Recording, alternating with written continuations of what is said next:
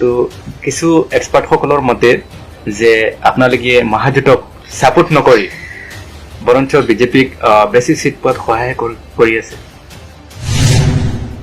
লোক যদি অসম জাতীয় পৰিষদ নহ'লে কোনো এটা চৰকাৰ গঠন নহয়, বিজেপিৰো নহয়, কংগ্ৰেছৰো নহয়, হয়, তেতিয়াহ'লে দুয়োটা চাইডত যদি আপোনালোকক মাতি থাকে তেতিয়াহ'লে আপোনালোক কোনটো চাইডত মানে? আমি অসমৰ নিচিনা ৰাজ্যত যদি 100জন মানুহে চৰকাৰী চাকৰি কৰে তেতিয়াহ'লে তাৰ দুজন মানুহে মুছলমান, অথচ অসমত প্ৰায় 34% 35% মুছলমান আছে। 35জন হ'ব লাগিছিল যদি ধৰ্মীয় সমানুপাতিক হ'ব লাগিছিল। এতিয়া প্ৰশ্নটো হৈছে এই যে মাত্ৰ 2% পালে, বাকী যে 98% নাপালে, তাৰ কাৰণে ৰেছপনচিবল কি বিজেপি নেকি? বিজেপি হ'ব নোৱাৰে, কাৰণ বিজেপিটো ইমান দেশ শাসন কৰা নাই। আপোনালোকে শাসন কৰিছে, কংগ্ৰেছৰ চৰকাৰে শাসন কৰিছে। গতিকে মুছলমানৰ দুৰৱস্থা হৈছে বুলি যিটো কথা কংগ্ৰেছে কয়, সেই দুৰৱস্থাৰ কাৰণেতো কংগ্ৰেছেই দায়ী। কা সন্দৰ্ভত চি ডাবুলে সন্দৰ্ভত ব্ৰহ্মপুত্ৰ উপত্যকাত কংগ্ৰেছ দলৰ ষ্টেণ্ড হ'ল যে আমি কা বিৰোধী, বৰাক উপত্যকাত কংগ্ৰেছ দলৰ ষ্টেণ্ড হ'ল আমি কাৰ পক্ষত। যদি মৌলানা বদৰুদ্দিন আজমল ডাঙৰীয়া মুখ্যমন্ত্ৰী হয় তেতিয়াহ'লে অসম আৰু অসমীয়াৰ কি লোকচান হ'ব? তেখেতে বিজেপিক অস্ত্ৰ হাতত তুলি দিয়ে। আজমল চাহাবে যদি 2016 চনৰ এই মাকবৰৰ সভাত এই কথাটো নকলেহেঁতেন যে সকলো হিন্দু একত্ৰিত হৈ গৈছে, আহক আমি মুছলমান একত্ৰিত হওঁ, এই বক্তব্যটো একমাত্ৰ নিউজ লাইভত লাইভ হৈছিলে। তেতিয়া মাকবৰৰ স্বৰত আজমল চাহাবে ভাষণ দিছে, আৰু নিউজ লাইভৰ সেই অভিভানখন, তেতিয়াতো আৰু মোবাইল ইমান এক্টিভ নাছিল সেইটো টাইমত, অভিভানখন এখন বিশাল গাড়ী এখন নাৱেৰে পাৰ কৰাই সেইবাৰ নিউজ লাইভৰ সেই গাড়ীখন বাগবৰৰ সেই স্বৰত উপস্থিত হৈছিল।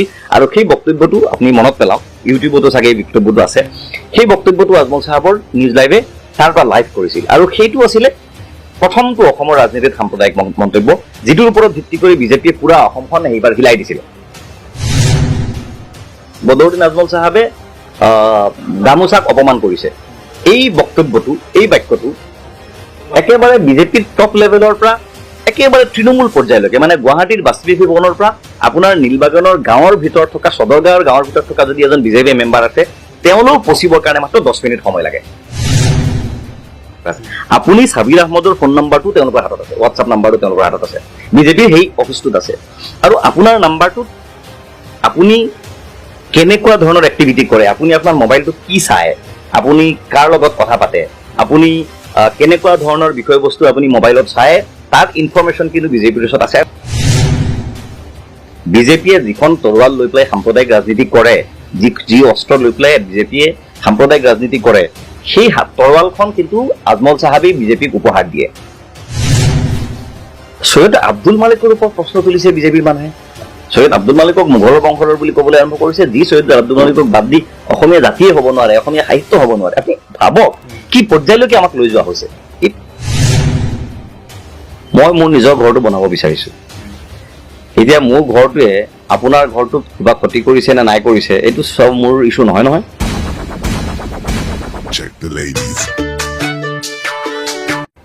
নমস্কাৰ, আছাম ফিভাৰৰ অসমৰ সদস্যক মই ছাবিৰ আহমেদে পুনৰবাৰ স্বাগতম জনাইছোঁ। আজি মোৰ সৈতে উপস্থিত আছে অসম জাতীয় পৰিষদৰ মুখপাত্ৰ তথা অসম জাতীয় পৰিষদৰ ষ্টাৰ কেম্পেইনাৰ জিয়াউৰ ৰহমান দা। আমাৰ হোজাই জিলাৰ বাবে এটা গৌৰৱৰ বিষয় যে তেখেতে এনেকুৱা এটা মেইন ষ্ট্ৰীম ৰাজনৈতিক দলৰ তেখেতে মুখপাত্ৰ হিচাপে বা তেখেত এজন ষ্টাৰ কেম্পেইনাৰ হিচাপে স্থান লাভ কৰিছে। তো আজি আমি জিয়াউৰ দাক মাতি আনিছোঁ তেখেতৰ পৰা অসম জাতীয় পৰিষদৰ ৰাজনৈতিক প্ৰেক্ষাপটত কেইটামান প্ৰশ্নৰ উত্তৰ জানিবলৈ, আৰু বিশেষকৈ তেখেতে ৰাজনৈতিক দল কিয় যোগদান কৰিলে, অসম জাতীয় পৰিষদৰ ভৱিষ্যত পৰিকল্পনা কি হ'ব, এই সম্বন্ধে আমি তেখেতক সুধিম। তো আপোনালোকে ভিডিঅ'টো শেষলৈকে চাই থাকক। চ' স্বাগতম জনাইছোঁ জিয়াউৰ ৰহমান দা আমাৰ চেনেললৈ। থেংক ইউ, ধন্যবাদ ছাবিৰ আহমেদ ডাঙৰীয়া। আপুনি ৰাজনৈতিক দল বা এজিপি দল যোগদান কৰাৰ মেইন কাৰণটো, উদ্দেশ্যটো কি? দুটা কাৰণ, মই কথাটো বহুতবাৰ কৈছোঁ, বিভিন্ন সাংবাদিকৰ প্ৰশ্নৰ উত্তৰ দিছোঁ। অসম জাতীয় পৰিষদত মই যোগদান কৰাৰ কাৰণ দুটা। প্ৰথম কাৰণটো হ'ল যে বৰ্তমান সমাজখন সাম্প্ৰদায়িক ৰাজনীতিয়ে আৰু সংস্কৃতিবিহীন ৰাজনীতিয়ে এনেকৈ বিনষ্ট কৰি পেলাইছে যে নতুন প্ৰজন্মই ৰাজনীতিৰ প্ৰতি আকৰ্ষিত হ'বলৈ এৰি দিছে, বৰং ৰাজনীতিক এটা বৰ অপবিত্ৰ এটা বৰ কলুষিত এখন পৃথিৱী বুলি মানুহে গণ্য কৰে। অথচ ৰাজনীতিক বাদ দি সমাজ নহয়, সমাজখন ৰাজনীতি পৰিচালনা কৰে। একদম আপুনি আপোনাৰ পাকঘৰৰ পৰা আৰম্ভ কৰি দেশৰ সৰ্বোচ্চ সিদ্ধান্তলৈকে সকলো সিদ্ধান্তৰ লগত ৰাজনীতি জড়িত হৈ থাকে। গতিকে ৰাজনীতিত যদি ভাল মানুহ, শিক্ষিত মানুহ, প্ৰগতিশীল মানুহ জড়িত নহয়, তেতিয়াহ'লে ৰাজনীতিক আপুনি কলুষমুক্ত কৰিব নোৱাৰে।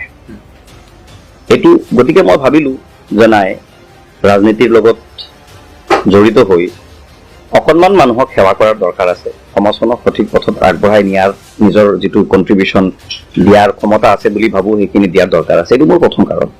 ছেকেণ্ড এণ্ড মষ্ট ইম্পৰ্টেণ্টলি, মই আচলতে ৰাজনীতিত জড়িত হ'ম বুলি ভবা নাছিলোঁ কোনোদিন, সপোনতো নাছিল। কিন্তু অসম জাতীয় পৰিষদ যেতিয়া গঠন হোৱাৰ আগতে, গঠন হোৱাৰ প্ৰক্ৰিয়া চলি থাকিল, তেতিয়া জাতীয়তাবাদী শিবিৰৰে দুই এগৰাকী বিশিষ্ট ব্যক্তিয়ে মোক পৰামৰ্শ দিলে যে অসমত আচলতে সাম্প্ৰদায়িক এই যি বিষবাষ্প যিটো বিয়পি আছে, সেই পৰিৱেশটো নিশেষ কৰিবৰ কাৰণে, নাইকিয়া কৰিবৰ কাৰণে এটা শক্তিয়ে কাৰ্যক্ষম হ'ব পাৰে, এটা শক্তিয়ে ইফেক্টিভ হ'ব পাৰে, সেয়া হৈছে জাতীয়তাবাদ। কংগ্ৰেছ দলৰ পক্ষে বিজেপিৰ সাম্প্ৰদায়িক যিটো এজেণ্ডা, সেইটোক মানে নাইকিয়া কৰাৰ, সেইটোক ইৰাডিকেট কৰি দিবলৈ তেওঁলোক সক্ষম হোৱা নাই। AIUDFৰ কথাই নাহে। গতিকে এনেকুৱা অৱস্থাত যদি অসমত এটা জাতীয়তাবাদী শক্তিৰ উত্থান হয়, আঞ্চলিকতাবাদী শক্তিৰ উত্থান হয়, তেনেহ'লে আমি অন্ততঃ সাম্প্ৰদায়িক দলৰ শক্তি কমাই আনিব পাৰিম, সাম্প্ৰদায়িক শক্তিটোক আমি অসমৰ পৰা উৎখাত কৰিব পাৰিম। এইটো অসমৰ জাতীয়তাবাদী মানে শিবিৰে ভাবিলে। আৰু তেতিয়া মোক কেইজনমানে পৰামৰ্শ দিলে যে যিহেতু সাম্প্ৰদায়িক ৰাজনীতিক প্ৰতিহত কৰাটো জাতীয়তাবাদী শিবিৰৰ প্ৰধান লক্ষ্য, এনেকুৱা অৱস্থাত অকল হিন্দু ধৰ্মাৱলম্বী লোকৰ দ্বাৰা এই দলটো পৰিচালিত হ'লে বেলেঞ্চ নহ'ব। হিন্দু লাগিব, মুছলমান লাগিব, জৈন লাগিব, খ্ৰীষ্টান লাগিব।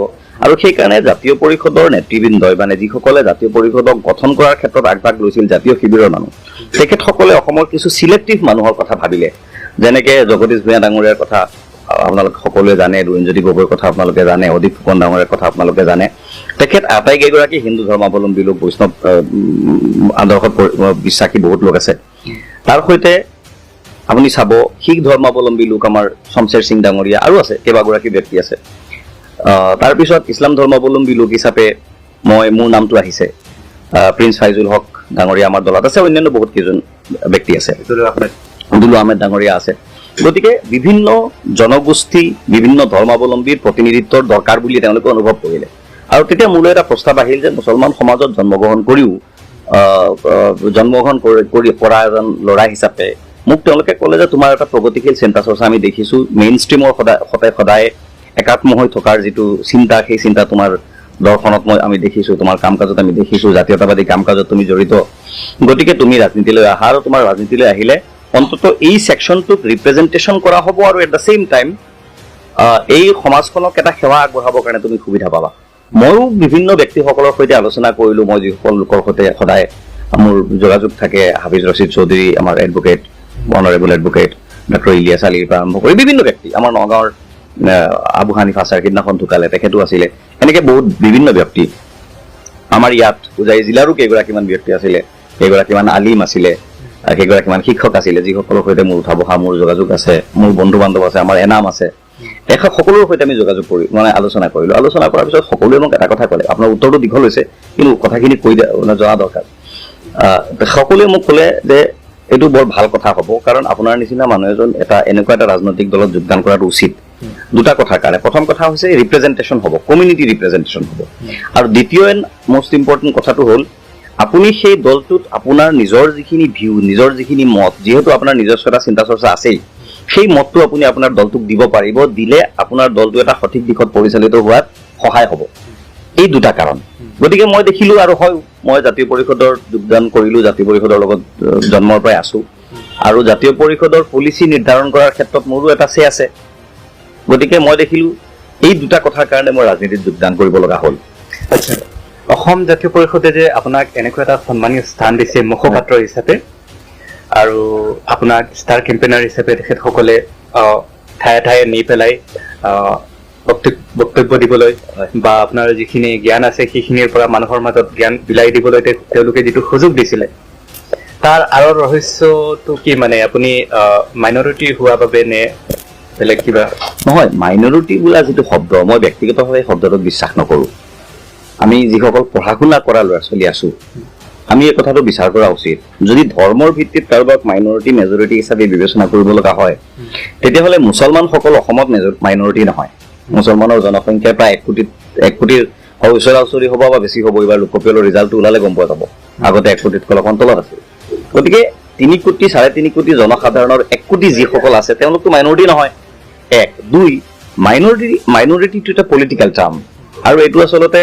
এটা সময়ত এইটো কংগ্ৰেছৰে সৃষ্টি আছিলে বাৰু যিকোনো কাৰণতে নহওক কিয় তেতিয়া সেইটো দৰকাৰো আছিল মানে মই কুৱেশ্যনটো কৰাৰ মেইন কাৰণটো হ'ল যে বহুতে এইটো ভাবিব পাৰে যে তেওঁলোকে নিজৰ যিটো দল আছে এলজেপি যিটো দল আছে অসম জাতীয় পৰিষদ সেই দলটোক মানে সাম্প্ৰদায়িক নহয় বুলি প্ৰমাণ কৰিবলৈ তাকে কৈ আছো মই সেই কথাটোকে আপোনাক কৈ আছো গতিকে মই প্ৰথম কথা এইটোত বিশ্বাস নকৰোঁ সংখ্যালঘু বোলা ধাৰণাটো কাৰণ আৰু সংখ্যালঘু বুলি কোৱাৰ লগে লগে আপোনাৰ মনটো সৰু হৈ গ'ল আপোনাক যেতিয়া দেখাৰ লগে লগে কোনোবাই আপুনি দুৰ্বল বুলি ক'ব 1 2 5জন মানুহে যেতিয়া আপোনাক দুৰ্বল বুলি ক'ব অলপ দিন আপোনাক কোনোবাই দুৰ্বল বুলি কৈ থাকিব অট'মেটিকেলি আপোনাৰ মনটো দুৰ্বল হৈ গৈ থাকিব গতিকে আচলতে সংখ্যালঘু মানুহ বুলি যিসকলক কোৱা হয় তেওঁলোকে মানসিক শক্তি কম পোৱাৰ তেওঁলোকে বিভিন্ন ক্ষেত্ৰত পিছ পৰি থকাৰ এইটো এটা কাৰণ যে এই মানুহখিনিক কিমান দিনে সংখ্যালঘু বুলি কৈ থকা হৈছে সংখ্যালঘুসকল দুৰ্বল সংখ্যালঘুসকল পিছপৰা আচলতে কথাটো তেনেকুৱা নহয় পিছপৰা অন্যান্য জাতি জনগোষ্ঠীও আছে বিভিন্ন কথা আছে গতিকে মই সেই প্ৰশ্নটো উত্তৰ দিলোঁ গতিকে মই কৈছোঁ যে প্ৰথম কথা মই মাইনৰিটি বোলা এই ধাৰণাটো আচলতে মোৰ মতে এইটো শুদ্ধ নহয় এইটো সলনি হ'ব লাগে কিন্তু মোক আমাৰ দলে বাছনি কৰাৰ কাৰণ ঠিক এইটো নহয় যে আপুনি যিটো ক'লে যে বেলেঞ্চ কৰিবৰ কাৰণে এইটো কথা হয় যে কমিউনিটি ৰিপ্ৰেজেণ্টেশ্যনৰ প্ৰয়োজন আছে কিন্তু ভেৰি ইণ্টাৰেষ্টিং এটা পইণ্ট আপোনাক মই কওঁ জাষ্ট মানে সৰু ঘটনা এটা আমাৰ দলৰ যিদিনাখন কেন্দ্ৰীয় সমিতিখন গঠন কৰা হ'ব শিৱসাগৰত সেই যখন একদম কোৰ কমিটিৰ মিটিংখন বহিছে তাত কাক কি পোষ্টত লোৱা হ'ব সেই বিষয়ে আলোচনা চলি আছে আলোচনা চলি থাকোঁতে হোজাই জিলাৰ পৰা হোজাইখন যিহেতু মানে হোজাই জিলাখনৰ আচলতে 53% মুছলিম 52 or 53% 53% Muslims. So, হোজাইখন আচলতে মাইনৰিটি ডিষ্ট্ৰিক্ট হিচাপে কনচিডাৰ কৰা হয় গতিকে হোজাই জিলাৰ পৰা যদি আমাৰ পাৰ্টিত এজন ৰিপ্ৰেজেণ্টেটিভ ল'বলগীয়া হয় তেতিয়াহ'লে তেওঁ কি হ'ব মানে মুছলমান সম্প্ৰদায়ৰ এজন মানুহ লোৱা দৰকাৰ বুলি তেতিয়া হোজাইৰ এজন ৰিপ্ৰেজেণ্টেটিভ হিচাপে মোৰ নামটো এজনে প্ৰস্তাৱ কৰিলে এই নামটো প্ৰস্তাৱ কৰাৰ লগে লগে আমাৰ দলৰ এগৰাকী শীৰ্ষস্থানীয় পলিচি মেকাৰে উত্তৰ দিলে মানে এজনে ক'লে আৰু যে হোজাইৰ পৰা মাইনৰিটি ৰিপ্ৰেজেণ্টেটিভ এজন লাগে মানে জিলাভিত্তিক আহি আছে তো হোজাই আহিলে হোজাইৰ পৰা ল'লে মুছলিম মানুহ এজন ল'ব লাগিব এজনে ক'লে যে আমাৰ জিয়াউৰ আছে দেখোন লগে লগে আমাৰ বসন্ত ডেকা ছাৰ অসম জাতীয় পৰিষদৰ উপদেষ্টা তেখেতে ক'লে জিয়াউৰ কি মাইনৰিটি নেকি দেই চাব কথাটো আপুনি তাৰমানে I have always been considered not as a minority representative. মই অসমত অসমীয়া ভাষাত লেখা মেলা কৰোঁ অসমীয়া ভাষাত পঢ়া শুনা কৰিছোঁ অসমীয়া ভাষাত চিন্তা কৰোঁ অসমীয়া ভাষাত শুওঁ টোপনি মাৰোঁ খাওঁ চব অসমীয়া ভাষাতে কৰোঁ আৰু অসমীয়া সমাজৰে মই এটা অংগ বুলি নিজকে মানে ভাবোঁ বিশ্বাস কৰোঁ দাবী কৰোঁ অন্যান্য সকলেও মোক সদায় অসমীয়া ৰিপ্ৰেজেণ্টেটিভ হিচাপেহে ভাবে অসমৰ মেইন ষ্ট্ৰীম ছ'চাইটিখনে বৌদ্ধিক ছ'চাইটিখনে মোক মুছলিম প্ৰতিনিধি বুলি কোনোদিন ভবা মই আজিলৈকে দেখা নাই আৰু মুছলিম হিচাপে মোক কোনোদিন ক'তো মাতাও নাই মই টিভিত শ্ব'বিলাকত যাওঁ আপুনি চাব আগতে সাংবাদিক হিচাপে মাতিছে মোক মুছলিম মানুহ হিচাপে মাতা নাই কোনে বুজি পাইছে সেইকাৰণে হোজাইৰ পৰা আমাৰ কেন্দ্ৰীয় সমিতিত মুছলিম বুলি এজন মানুহক লোৱা হ'ল ৰিপ্ৰেজেণ্টেটিভ আৰু মোক এটা মেইন ষ্ট্ৰীম মানুহ হিচাপে লোৱা হ'ল কথাটো এইটো এতিয়া আপুনি যিটো প্ৰশ্ন মোক কৰিছে যে মানে বেলেঞ্চ কৰিবৰ কাৰণে নেকি আপাতত দৃষ্টিত কথাটো হয় যে নামটো যিহেতু মোৰ জিয়াউৰ ৰহমান আৰু হয় মই ইছলাম ধৰ্মৰ বিশ্বাস কৰা এগৰাকী ব্যক্তি মই ইছলাম সমাজত বাস কৰোঁ গতিকে মোৰ নাম হিচাপেতো এনেকৈও লাগে যে হয় কিন্তু আমাৰ দলৰ কিন্তু এই বস্তুটো নাই আমাৰ দলে সংখ্যালঘু সংখ্যাগুৰু মুছলিম হিন্দু এনেকুৱা ধৰণে বিভাজন কৰাৰ বিষয়টো চিন্তা চৰ্চা কৰা নাই এইটো নাই দলীয় মানে জিলাভিত্তিক যিটো জিলাত যিটো জনগোষ্ঠী বা যিটো ধৰ্মাৱলম্বী লোকৰ জনসংখ্যা বেছি সেই জিলাৰ পৰা তেনেকুৱা সম্প্ৰদায়ৰ এজন ব্যক্তিক প্ৰতিনিধি হিচাপে লোৱাটো আমাৰ দলৰ নহয় সকলো দলৰে এটা মানে পৰম্পৰা আৰু এইটো দৰকাৰ এই কাৰণে নহ'লে মানুহে আকৌ প্ৰশ্ন কৰিব যে আমাৰ ৰিপ্ৰেজেণ্টেশ্যন কিয় নাই মোৰ ৰিপ্ৰেজেণ্টেশ্যনটো not only a Muslim boy Muslim person rather I was included in my party as a man as a person মোৰ যিটো কণ্ট্ৰিবিউশ্যন অসমীয়া মানুহ হিচাপে অসমীয়া জাতীয় জীৱনৰ অংগ হিচাপে মোৰ ৰিপ্ৰেজেণ্টেশ্যনটো হৈছে বুলি মই ভাবোঁ আৰু পাৰ্টীয়েও মোক কোনোদিন যে তুমি মুছলিম মানুহৰেই প্ৰতিনিধি তেনেকুৱা নহয় আদাৰৱাইজ মোকতো আৰু দুলীয়াজানত নি পেলাই কেম্পেইন নকৰালেহেঁতেন মোক শদিয়াত নি পেলাই কেম্পেইন নকৰালেহেঁতেন মোক ধেমাজিত নি পেলাই মাৰ্ঘেৰিটা আৰু মাহমৰাত নি পেলাই মোক ভাষণ দিবলৈ নিদিলেহেঁতেন গতিকে মই মুছলিম ৰিপ্ৰেজেণ্টেশ্যন কৰিছোঁ পাৰ্টীত এই কথাটো পাৰ্টীয়েও ভবা নাই আৰু ময়ো ভবা নাই আৰু মই বিশ্বাস কৰোঁ যে এনেকুৱা ভাৱ আচলতে হ'বও নালাগে মোৰ মুছলিমৰ ৰিপ্ৰেজেণ্টেশ্যন হিন্দুৰ ৰিপ্ৰেজেণ্টেশ্যন এনেকুৱা ভবাৰ লগে লগে আপুনি আচলতে সাম্প্ৰদায়িক চিন্তা চৰ্চাক আচলতে মানে আপুনি ইনডাইৰেক্টলি এনকাৰেজ কৰিলে মানে আপুনি এজন অসমীয়া হিচাপে হয় এজন অসমীয়া হিচাপে নিজকে তাৰমানে প্ৰুভ কৰিব বিচাৰিছে আপুনি কোনো মাইনৰিটি নেতা বা তেনেকুৱা মানে আপুনি সংখ্যালঘুৰ নেতা হিচাপে নিজকে প্ৰতিষ্ঠা কৰা নাই আৰু কেতিয়াও তাৰমানে প্ৰমাণ কৰিব নিবিচাৰে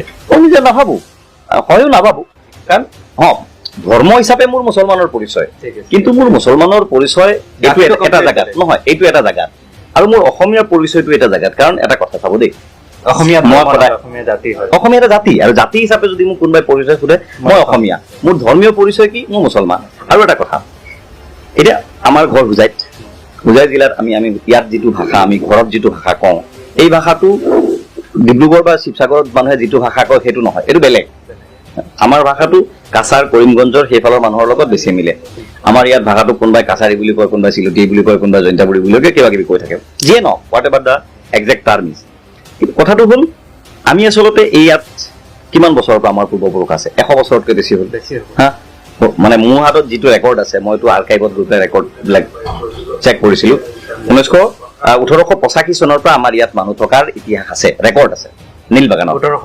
1885 পৰা নীলবাগানত মানুহ থকাৰ ৰেকৰ্ড আছে মোৰ হাতত আছে কোনোবা জানিব বিচাৰিলে মই দেখুৱাই দিব পাৰিম এইটো বিষয়ত মই ৰিচাৰ্চ কৰিছিলোঁ পঢ়া শুনা কৰিছিলোঁ আৰ্কাইভৰ ৰেকৰ্ডবিলাক মই উলিয়াই আনিছিলোঁ গতিকে যি মানুহৰ ইতিহাস 100 বছৰ আৰু যাৰ পূৰ্বপুৰুষে 1931 চনৰ লোকপিয়লৰ পৰা নিজৰ মাতৃভাষা অসমীয়া বুলি লিখাই আছে সেই মানুহ অসমীয়া নহয় নেকি কি কাৰণে অসমীয়া নহয় আচলতে আমাৰ এই অঞ্চলৰ মানুহক অসমীয়া নহয় বুলি বুজাবৰ কাৰণে কিছুমান মানুহে সদায় এটা চেষ্টা কৰি থাকে সেইটো আচলতে ভুল প্ৰচেষ্টা এটা কোনসকলে চেষ্টা কৰে আছে সমাজখনক বিভাজিত কৰি জোল খাব বিচৰা কোনসকলে ইমান খোলাকে কথাবোৰ পতা উচিত নহয় কিন্তু ৰাইজে জানে মানুহে জানে পাব্লিকে কথাবোৰ জানে এই কামবোৰ কোনে কৰে সমাজখনক সদায় আৰু চাব দেই এই ৰাজনীতিৰ মানুহে এই কামবোৰ বেছি কৰে আজি বিজেপিয়ে কি কৰিছে হিন্দু মুছলমানৰ মাজত ভাগ কৰিছে অসমীয়া বঙালীৰ মাজত ভাগ কৰিছে এই কামটো কংগ্ৰেছেও কৰিছে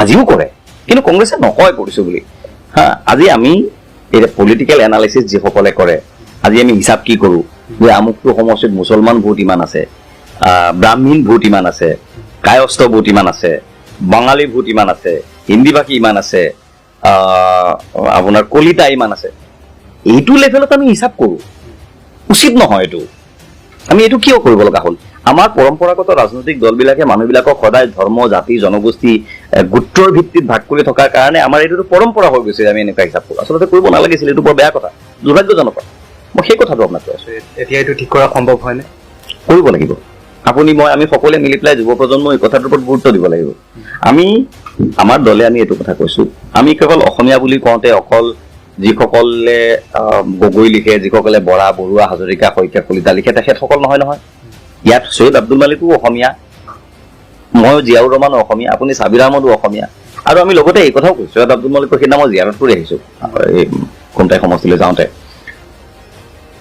সৈয়দ আব্দুল মালিকৰ ওপৰত প্ৰশ্ন তুলিছে বিজেপিৰ মানুহে সৈয়দ আব্দুল মালিকক মোগলৰ বংশধৰ বুলি ক'বলৈ আৰম্ভ কৰিছে যি সৈয়দ আব্দুল মালিকক বাদ দি অসমীয়া জাতিয়ে হ'ব নোৱাৰে অসমীয়া সাহিত্য হ'ব নোৱাৰে আপুনি ভাবক কি পৰ্যায়লৈকে আমাক লৈ যোৱা হৈছে আপুনি আপোনাৰ কথা প্ৰসংগত এটা কথা উল্লেখ কৰিছিলে যে বিজেপিৰ যিটো সাম্প্ৰদায়িক ৰাজনীতি সেইটোক প্ৰতিহত কৰিবলৈ কৈছিলে AIDFৰ কথাই নাহে এই কথাটো আপুনি কিয় মানে ইয়াৰ আঁৰৰ ৰহস্যটো কি চাব দেই AIDF দলটো যেতিয়া 2006 চনত গঠন হৈছিলে এই গোটেই প্ৰক্ৰিয়াটো মই দেখি আহিছোঁ মোৰ নিজৰ একদম চকুৰ সন্মুখত ঘটনাবোৰ ঘটিছে তেতিয়া মই মৰকজুল মাৰিফত চাকৰি কৰিছিলোঁ আপোনালোক সকলোৱে জানে গতিকে মৰকজ সাহিত্য পৰিষদত একজেক্টলি মৰকজুল মাৰিফত নহয় জ্ঞান সম্ভাৰ আলোচনীৰ লগত মই জড়িত হৈ আছিলোঁ তাত মই কাম কৰিছিলোঁ গতিকে মোৰ চকুৰ আগত গোটেই ঘটনাবিলাক ঘটিছে মই তেতিয়া পেপাৰত সাংবাদিকতাও কৰোঁ বুজাই পৰা ৰিপৰ্টাৰো আছিলোঁ মোৰ চকুৰ আগত ঘটিছে তেতিয়া আমি এটা বস্তু ভাবিছিলোঁ যে কংগ্ৰেছ দলে আমি যিটো ভাবিছিলোঁ কংগ্ৰেছ দলে আমাৰ এই যে যিসকল চ'কল্ড মাইনৰিটি বুলি কয় তেওঁলোকৰ লগত যিটো অন্যায় অত্যাচাৰ কৰিছে অবিচাৰ কৰিছে এই অবিচাৰৰ বিৰুদ্ধে প্ৰতিবাদ কৰা উচিত আৰু প্ৰতিবাদৰ এটা ৰাজনৈতিক ভাষা হ'ব পাৰে AIUDF আমাৰ সকলো মানুহে এই কথাটো আমি ভাবিছিলোঁ আৰু তেতিয়া AIUDF দলৰ প্ৰতি আমাৰ সমৰ্থনো আছিল কিন্তু পিছলৈ দেখিলোঁ যে নহয় AIUDF দল যিটো উদ্দেশ্যলৈ গঠন হৈছিল সেই উদ্দেশ্যত তেওঁলোক থকা নাই ব্যক্তি হিচাপে আজমল চাহাবক শ্ৰদ্ধা কৰোঁ ব্যক্তি হিচাপে আজমল চাহাব এগৰাকী আলিম মানুহ তেখেতৰ সমাজৰ প্ৰতি ছ'চিয়েল ছাৰ্ভিচৰ জৰিয়তে তেখেতৰ এটা কণ্ট্ৰিবিউশ্যন আমাৰ সমাজখনত আছে এই কথাটো আমি অস্বীকাৰ নকৰোঁ কিন্তু at the same time as a political leader Badruddin Ajmal চাহাব ফেইল হৈছে তেখেতে নিজৰ পাৰপাছটো তেখেতৰ নিজে কজটো তেখেতে নিজৰ গ'লটো এচিভ কৰিবটো বাদেই দিয়ক তেখেতে ডিট্ৰেক্ট হৈছে বিজেপিৰ এটা বৰ জালত তেখেতে 2016 চনত পৰি গৈছিলে বিজেপিয়ে মানে বিজেপিয়ে মানে পতা এখন জালত তেখেতে জানিয়েই হওক নজনাকৈ হওক ভৰি দিছে আৰু ভৰি দি পেলাই তেখেতৰ দলৰ আজি এজেণ্ডাটো সাম্প্ৰদায়িক হৈ গ'ল বিজেপিয়ে যিখন তৰোৱাল লৈ পেলাই সাম্প্ৰদায়িক ৰাজনীতি কৰে যি অস্ত্ৰ লৈ পেলাই বিজেপিয়ে সাম্প্ৰদায়িক ৰাজনীতি কৰে সেই তৰোৱালখন কিন্তু আজমল চাহাবেই বিজেপিক উপহাৰ দিয়ে আপুনি 2016 কথা বাদ দিয়ক এইবাৰ আপুনি চাওক নামনি অসমৰ ইলেকশ্যন থাৰ্ড ফেজ ইলেকশ্যনৰ আগে আগে আজমল চাহাবৰ পুত্ৰ আমাৰ ইয়াৰে স্থানীয় বিধায়ক আছিলে যাৰ আগৰ বিধায়ক তেখেতে ভৱানীপুৰক গৈ পেলাই কৈ দিলে যে আমাৰ এইবাৰ লুগিন টুপি দাড়ি ইত্যাদি চৰকাৰ হ'ব এই কথাটো বিজেপিয়ে সাংঘাতিক এটা ডাঙৰ অস্ত্ৰ হিচাপে ব্যৱহাৰ কৰিলে ভেৰি ইণ্টাৰেষ্টিং আপুনি মন কৰিব এই কথাটো বদৰুদ্দিন চাহাবে ক'লে ক'ত মানে আজমল চাহাবৰ AIUDF দলে ক'লে ক'ত ভৱানীপুৰত এই কথাটো যমুনামুখত কিয় নক'লে যমুনামুখতো ক'ব পাৰিলেহেঁতেন যে যমুনামুখত নক'লে এই কথাটো ৰহাত ক'ব পাৰিলেহেঁতেন এই কথাটো ৰূপহীত ক'ব পাৰিলেহেঁতেন এই কথাটো ঢিঙত ক'ব পাৰিলেহেঁতেন ইয়াত নক'লে ক'ত ক'লে খৰ্গেশ্বৰ তালুকদাৰ য'ত শ্বহীদ হৈছিল কথাবিলাক আপুনি কাঢ়িছে কাঢ়ি মিলাকাৰ দেখিয়ে বিজেপিয়ে যিটো ইছ্যু হিচাপে ইউজ কৰিব পাৰে ক'ত ক'লে য'ত খৰ্গেশ্বৰ তালুকদাৰ শ্বহীদ হৈছিলে সেই ভৱানীপুৰত আৰু তেওঁ ভৱানীপুৰত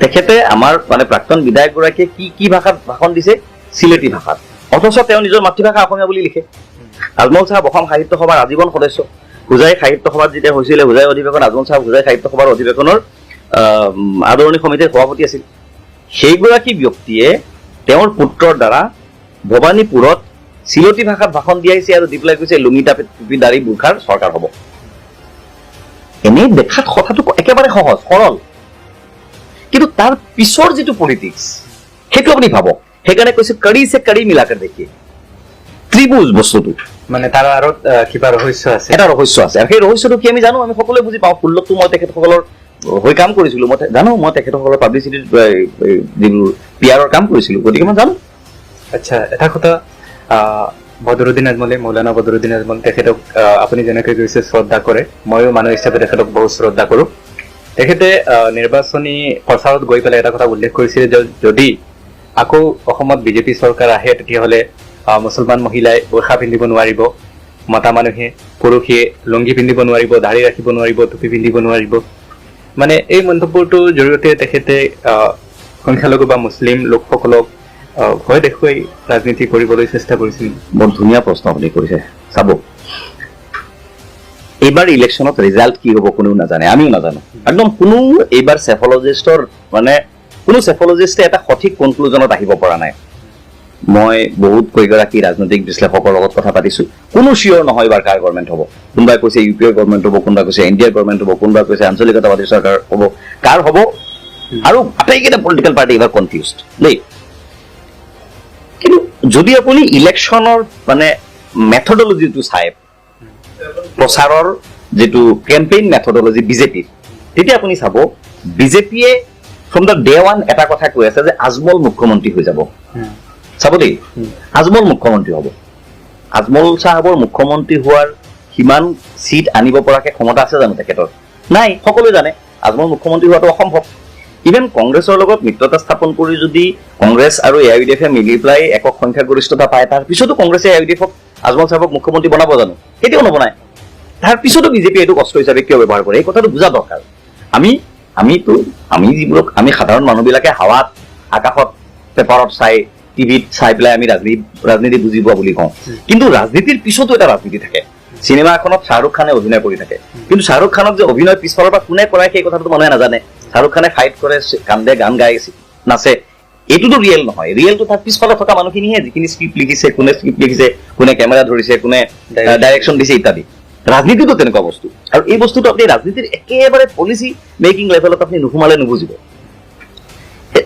মই কথাটো কৈ লওঁ এইবাৰ বিজেপিৰ প্ৰধান অস্ত্ৰ হৈছিলে আপাৰ আছামত আৰু বিশেষকৈ হিন্দু জনবসতি প্ৰধান এলেকাবোৰত যে সেইটো হৈছে আজমল মুখ্যমন্ত্ৰী হৈ যাব বিজেপিক ভোট মানে কংগ্ৰেছক ভোট দিয়া মানে আজমলক ভোট দিয়া এই মেছেজটো বিজেপি একেবাৰে ঘৰে ঘৰে পৌঁছাই দিছে পাকঘৰে পৌঁছাই দিছে আৰু বিজেপিৰ সাংঘাতিক তিনি ধৰণৰ প্ৰপাগাণ্ডা মেচিনাৰী আছে এই কথাটো মানুহে জনা দৰকাৰ প্ৰথমটো প্ৰপাগাণ্ডা মেচিনাৰী বিজেপিৰ কি আমি যেটোক ভক্ত বুলি কওঁ তেওঁলোকৰ অন্ধভক্ত তাৰমানে তেওঁলোকৰ এটা হোৱাটছআপ ইউনিভাৰ্চিটি বুলি যিটো কথা আমি কৈ থাকোঁ সকলোৱে কয় হোৱাটছআপ ইউনিভাৰ্চিটি মানে কি তেওঁলোকৰ হেডকোৱাৰ্টাৰত বাজপেয়ী ভৱনত আৰু দুটা অফিচ আছে তেওঁলোকৰ তাতে তেওঁলোকৰ বহুত মানুহ এংগেজ কৰি থোৱা আছে 100ৰ ওপৰত মানুহ এংগেজ কৰি থোৱা আছে আপুনি সাবিৰ আহমদৰ ফোন নম্বৰটো তেওঁলোকৰ হাতত আছে হোৱাটছআপ নম্বৰটো তেওঁলোকৰ হাতত আছে বিজেপিৰ সেই অফিচটোত আছে আৰু আপোনাৰ নম্বৰটোত আপুনি কেনেকুৱা ধৰণৰ এক্টিভিটি কৰে আপুনি আপোনাৰ মোবাইলটো কি চায় আপুনি কাৰ লগত কথা পাতে আপুনি কেনেকুৱা ধৰণৰ বিষয়বস্তু আপুনি মোবাইলত চায়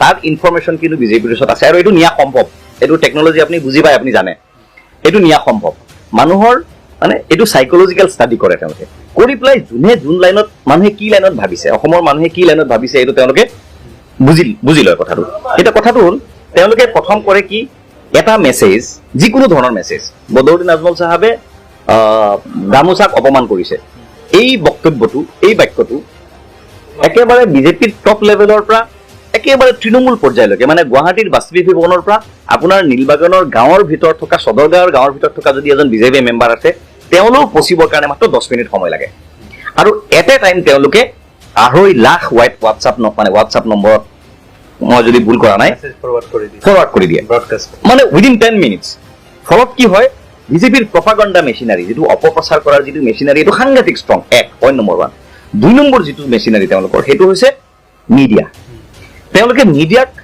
অতি কৌশলেৰে ব্যৱহাৰ কৰে দেই মিডিয়া কথাটো ক'বলৈ আকৌ দুটা পইণ্ট প্ৰথম পইণ্ট হয় মিডিয়া সদায় পাব্লিকৰ দ্বাৰা ইনফ্লুৱেঞ্চড হয় এটা যেহেতু 10 মিনিটত এটা প্ৰপাগাণ্ডা এটা মিছা বাতৰি এটা দিছপুৰৰ পৰা নীলবাগানলৈ মাত্ৰ 10 মিনিটত আহি যাব আৰু 10 মিনিটৰ ভিতৰত আকৌ নীলবাগানৰ এই অঞ্চলৰ 100 জন মানুহৰ ওচৰত সেই মানুহটোৰ জৰিয়তে গ্ৰুপত পৌঁছি যাব লগে লগে কথাটো সকলো মানুহৰ ওচৰলৈ পৌঁছি গ'লে এটা জনমত ক্ৰিয়েট হৈ গ'ল তাৰ ৰিফ্লেকশ্যন মিডিয়াত হয় সদায় আপুনি মিডিয়াক দোষাৰোপ কৰিব নোৱাৰে মিডিয়াৰো কিছুমান বাধ্যবাধকতা থাকে পাব্লিকৰ সেন্টিমেন্ট যোনফালে থাকে মিডিয়া এইফালে যায় এইটো এটা আৰু 2 নম্বৰ হৈছে যিটো গদি মিডিয়া বুলি আমি কওঁ সকলোৱে কয় মিডিয়াৰ ওপৰতো তেওঁলোকৰ এটা কণ্ট্ৰল আছে গতিকে মিডিয়াক তেওঁলোকে ব্যৱহাৰ কৰে 3 নম্বৰ এণ্ড মোষ্ট ইম্পৰ্টেণ্ট যিটো বিজেপিৰ প্ৰপাগাণ্ডা মেচিনাৰী সেইটো হৈছে হুইস্পাৰিং কেম্পেইন তেওঁলোকৰ বিজেপি দলক মই সমৰ্থন নকৰোঁ বিজেপিক সমালোচনা কৰোঁ কিন্তু তেওঁলোকৰ এটা সাংঘাতিক ষ্ট্ৰেংথ ডাঙৰ শক্তি এটা কি তেওঁলোকৰ জানেনে এই যে পৃষ্ঠা প্ৰমুখ তেওঁলোকে নিযুক্তি দিছে এইটোত দুটা পাৰ্ট আকৌ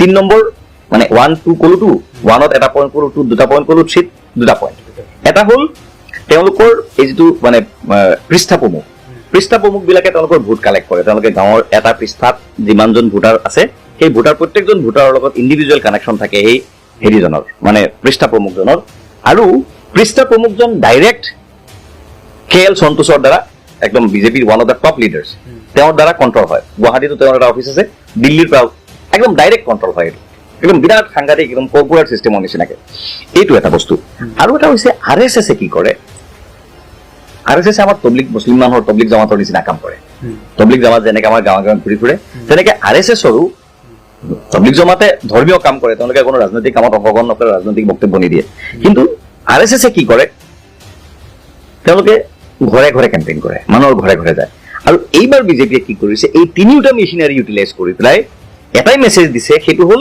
যে আজমল এটা সাংঘাতিক বস্তু আজমল চাব দে ইলেকশ্যনৰ আগতে আজমলক তেওঁলোকে আজমল চাহাবক এটা মানে ফৰেইনৰ পৰা ধন আহৰণ কৰা সন্ত্ৰাসবাদীৰ পৰা ধন লোৱা এনেকুৱা মানুহ এজন বুলি তেওঁলোকে এটা প্ৰপাগাণ্ডা সজাই পেলাই এইটো এষ্টাব্লিছ কৰি দিছে যে আজমলে যি টকা মানে মানুহক দিয়ে সেই টকাটো ইয়াৰ টকা নহয় সেইটো বাহিৰৰ পৰা অহা টকা এইটো সঁচা মিছা কি এইটো বেলেগ সেইটো এটা বেলেগ বিতৰ্কৰ বিষয় কিন্তু কথাটো হ'ল মানুহৰ মাজত আজমলৰ সম্পৰ্কত এটা ভয় সোমোৱাই দিছে আৰু আমি যেতিয়া আপাৰ আছামত লোৱাৰ আছামত বিভিন্ন ঠাইত হিন্দু মুছলমান বিভিন্ন এৰিয়াত আমি যেতিয়া প্ৰচাৰ চলাবলৈ গৈছোঁ আমিতো গাঁৱৰ ভিতৰলৈকে সোমাই গৈছোঁ নহয় এই কথাটো আমি পাইছোঁ মোক মানুহে একচেপ্ট কৰে আপুনি সাবিৰ আহমদক মানুহে একচেপ্ট কৰিব তেখেতক মানুহে একচেপ্ট কৰিব আজমল চাহাবক কিন্তু আজমল বুলি ক'লে যিটো ফিগাৰ সেই ফিগাৰটোক মানুহে ভয় কৰে আৰু এই ভয়টো বিজেপিয়ে অতি কৌশলেৰে সোমোৱাই দিছে হা আৰু ভেৰি ইণ্টাৰেষ্টিংলি বৰ আচৰিত হওঁ মই আজমল চাহাবৰ নিচিনা এগৰাকী আলিম মানুহ তেওঁ কিয় বিজেপিৰ প্ৰপাগাণ্ডাত ভৰি দিয়ে মই বুজি নাপাওঁ তেখেতে বিজেপিক অস্ত্ৰ হাতত তুলি দিয়ে আজমল চাহাবে যদি 2016 চনৰ এই মাকবৰৰ সভাত এই কথাটো নকলেহেঁতেন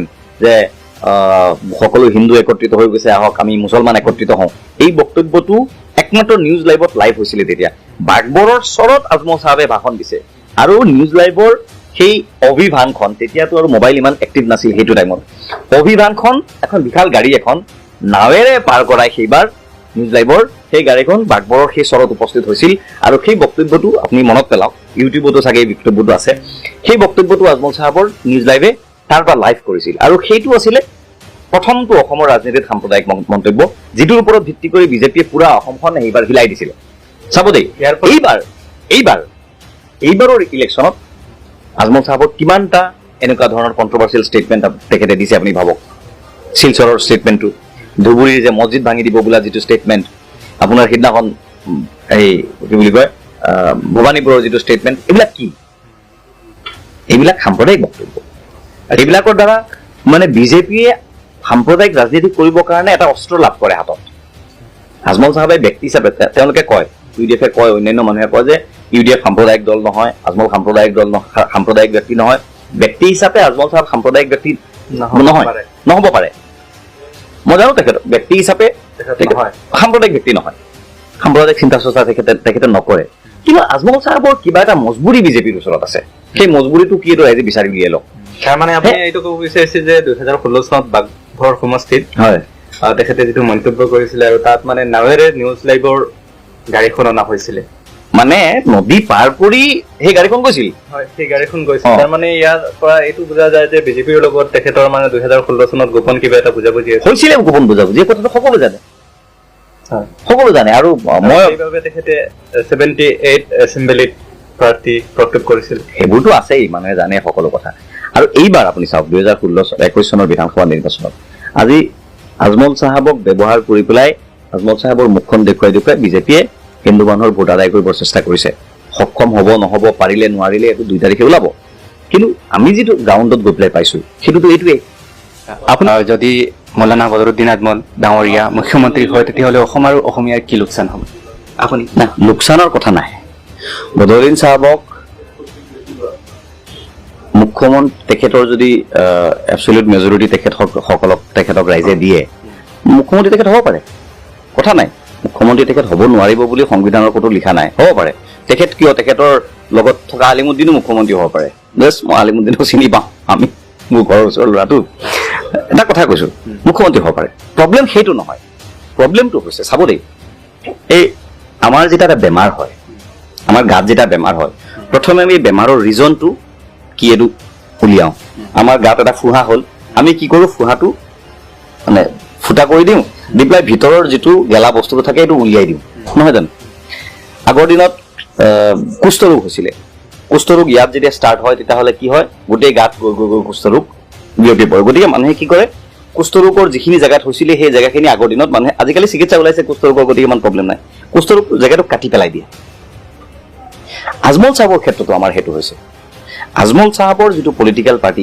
ইউডিএফ সেই দলটো আজিৰ তাৰিখত অসমৰ মানুহৰ কাৰণে এটা কুষ্ঠৰোগৰ নিচিনা হৈছে তেখেতসকলৰ উদ্দেশ্য প্ৰথমে হয়তো ভাল আছিল তেখেতসকলে আজমল চাহাবে ভাল কাম কৰিব বিচাৰিছিল কিন্তু কি ৰহস্য আছে যিটো ৰহস্যৰ কাৰণে আজমল চাহাবক বিজেপিয়ে ঘেৰি পেলালে আৰু ঘেৰি পেলাই তেওঁক সাম্প্ৰদায়িক ৰাজনীতি কৰিবৰ কাৰণে মজবুৰ কৰি পেলালে এই ৰহস্যটো আমি উদ্ঘাটন কৰা দৰকাৰ দেই গতিকে আমি কৈছোঁ আজমল চাহাবৰ মুখ্যমন্ত্ৰী হ'ব যদি তেখেতৰ দলে 64টা সিট পাই যায় তেখেত মুখ্যমন্ত্ৰী হ'ব কোনেও তেখেতক বাধা দিব নোৱাৰে সংবিধানে সেইটো অধিকাৰ তেখেতক দিছে কিন্তু কথাটো হ'ল আপোনাৰ মুখখন দেখুৱাই বিজেপিয়ে সাম্প্ৰদায়িক ৰাজনীতি কৰিব আৰু আপুনি বিজেপিক এটা প্লেটফৰ্ম তৈয়াৰ কৰি দিব সেইটো আপুনি কিয় কৰে আপুনি কংগ্ৰেছ দলত আছে নহয় কংগ্ৰেছ দলৰ লগত আপুনি মিত্ৰতা পাশত আবদ্ধ হৈ আছে আপুনি কংগ্ৰেছ দলৰ লগত যেতিয়া মিত্ৰতা পাশত আবদ্ধ হ'ব আপুনি তেতিয়া অসাম্প্ৰদায়িক কথা ক'ব আপুনি এনেকুৱা কথা ক'ব সম্প্ৰীতিৰ কথা ক'ব আপুনি কংগ্ৰেছৰ লগত আপোনাৰ এখন কমন মিনিমাম প্ৰগ্ৰাম আছে সেই কমন মিনিমাম প্ৰগ্ৰাম মতে আপুনি কাম কৰিব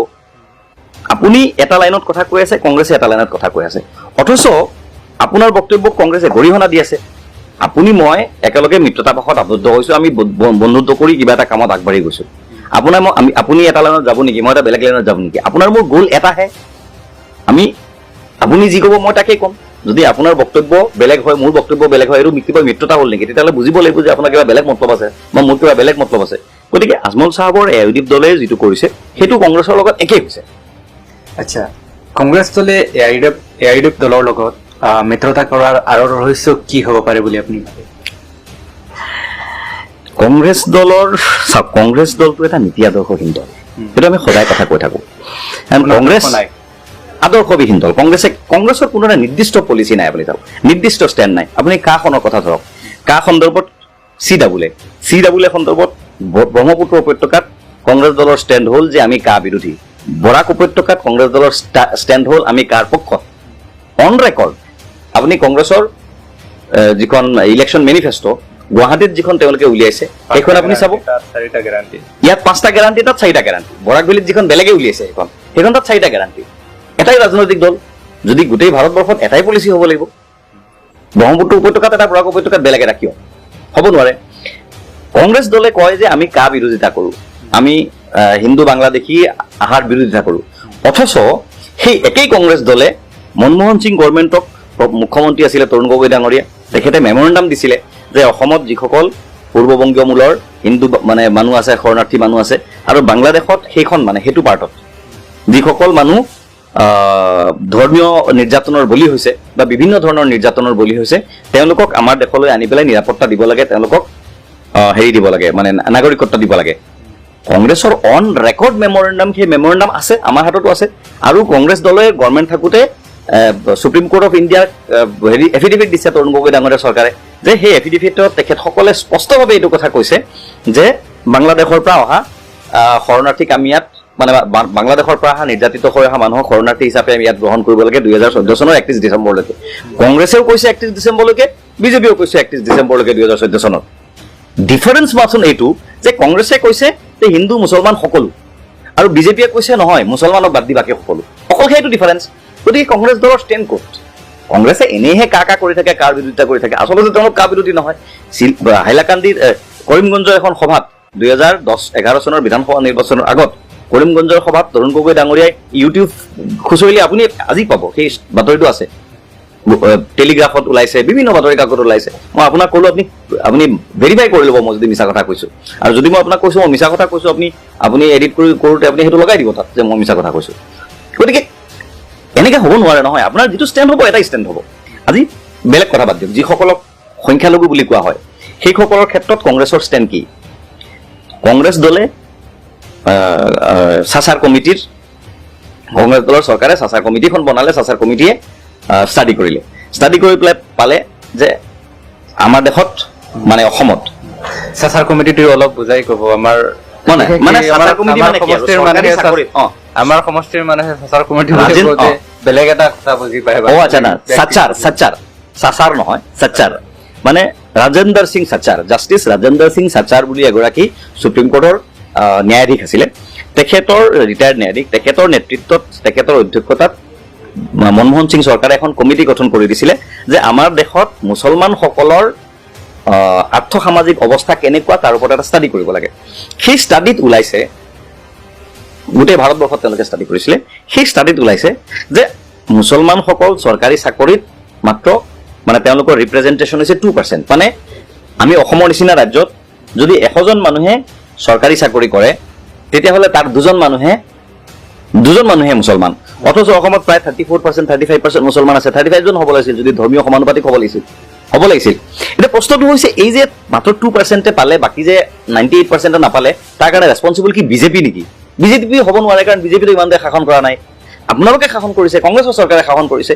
গতিকে মুছলমানৰ দুৰৱস্থা হৈছে বুলি যিটো কথা কংগ্ৰেছে কয়, সেই দুৰৱস্থাৰ কাৰণেতো কংগ্ৰেছেই দায়ী। আপুনি পলিচি লেভেলত কথাটো ভাবক ন। চাব, MLA এজনৰ কাম অকল ৰাস্তা বনোৱা নহয়, MLA এজনৰ লগতে এইটোও কাম যে দেশখনৰ ৰাজ্যখন কেনেকৈ চলিব তাৰ পলিচি মেকিঙত তেওঁ পাৰ্টিচিপেট কৰিব। সেইটোহে মোৰ ইম্পৰ্টেণ্ট কাম, সেইটোহে বেছি ইম্পৰ্টেণ্ট কাম। গতিকে জাষ্ট মই এটা উদাহৰণ দিছোঁ। গতিকে কংগ্ৰেছ দলৰ যি নীতি আদৰ্শ নাই বুলি যে আমি কৈ আছোঁ, কি কাৰণে কৈ আছোঁ? আজি কংগ্ৰেছে এই যিটো কথা ক'লোঁ, কংগ্ৰেছে সকলো ক্ষেত্ৰতে, আপুনি অকল চাচাৰ কমিটি কিয়, আপুনি প্ৰত্যেকটো খণ্ডত আপুনি চাওক, মুছলমানসকলক তেওঁলোকে নিজেই কয় যে সংখ্যালঘুসকল নিৰ্যাতিত হৈছে, উপেক্ষিত হৈছে। কোনে কৰিলে, কাৰ দিনত হৈছে? BTADৰ যিটো ভায়োলেন্স হৈছে, সিদিনাখন মই বিজনী সমষ্টিত প্ৰচাৰ কৰি আহিছোঁ, বঙাইগাঁও সমষ্টিত প্ৰচাৰ কৰি আহিছোঁ, মানুহৰ অৱস্থা দেখি আহিছোঁ। সেই মানুহখিনিয়ে কি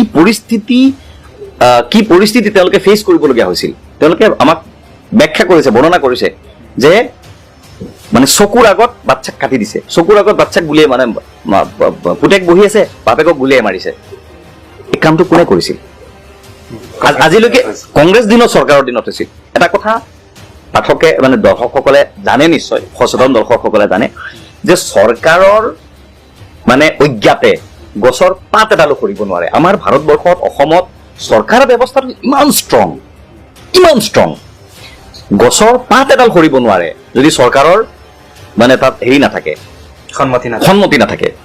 আৰু ইমান ষ্ট্ৰং আমাৰ গভৰ্ণমেণ্ট, সেই গভৰ্ণমেণ্টৰ দিনত প্ৰায় 1.5 মাহ BTADত নন ষ্টপ ভায়োলেন্স চলি থাকিল, গভৰ্ণমেণ্টে কণ্ট্ৰল কৰিব নোৱাৰিলে।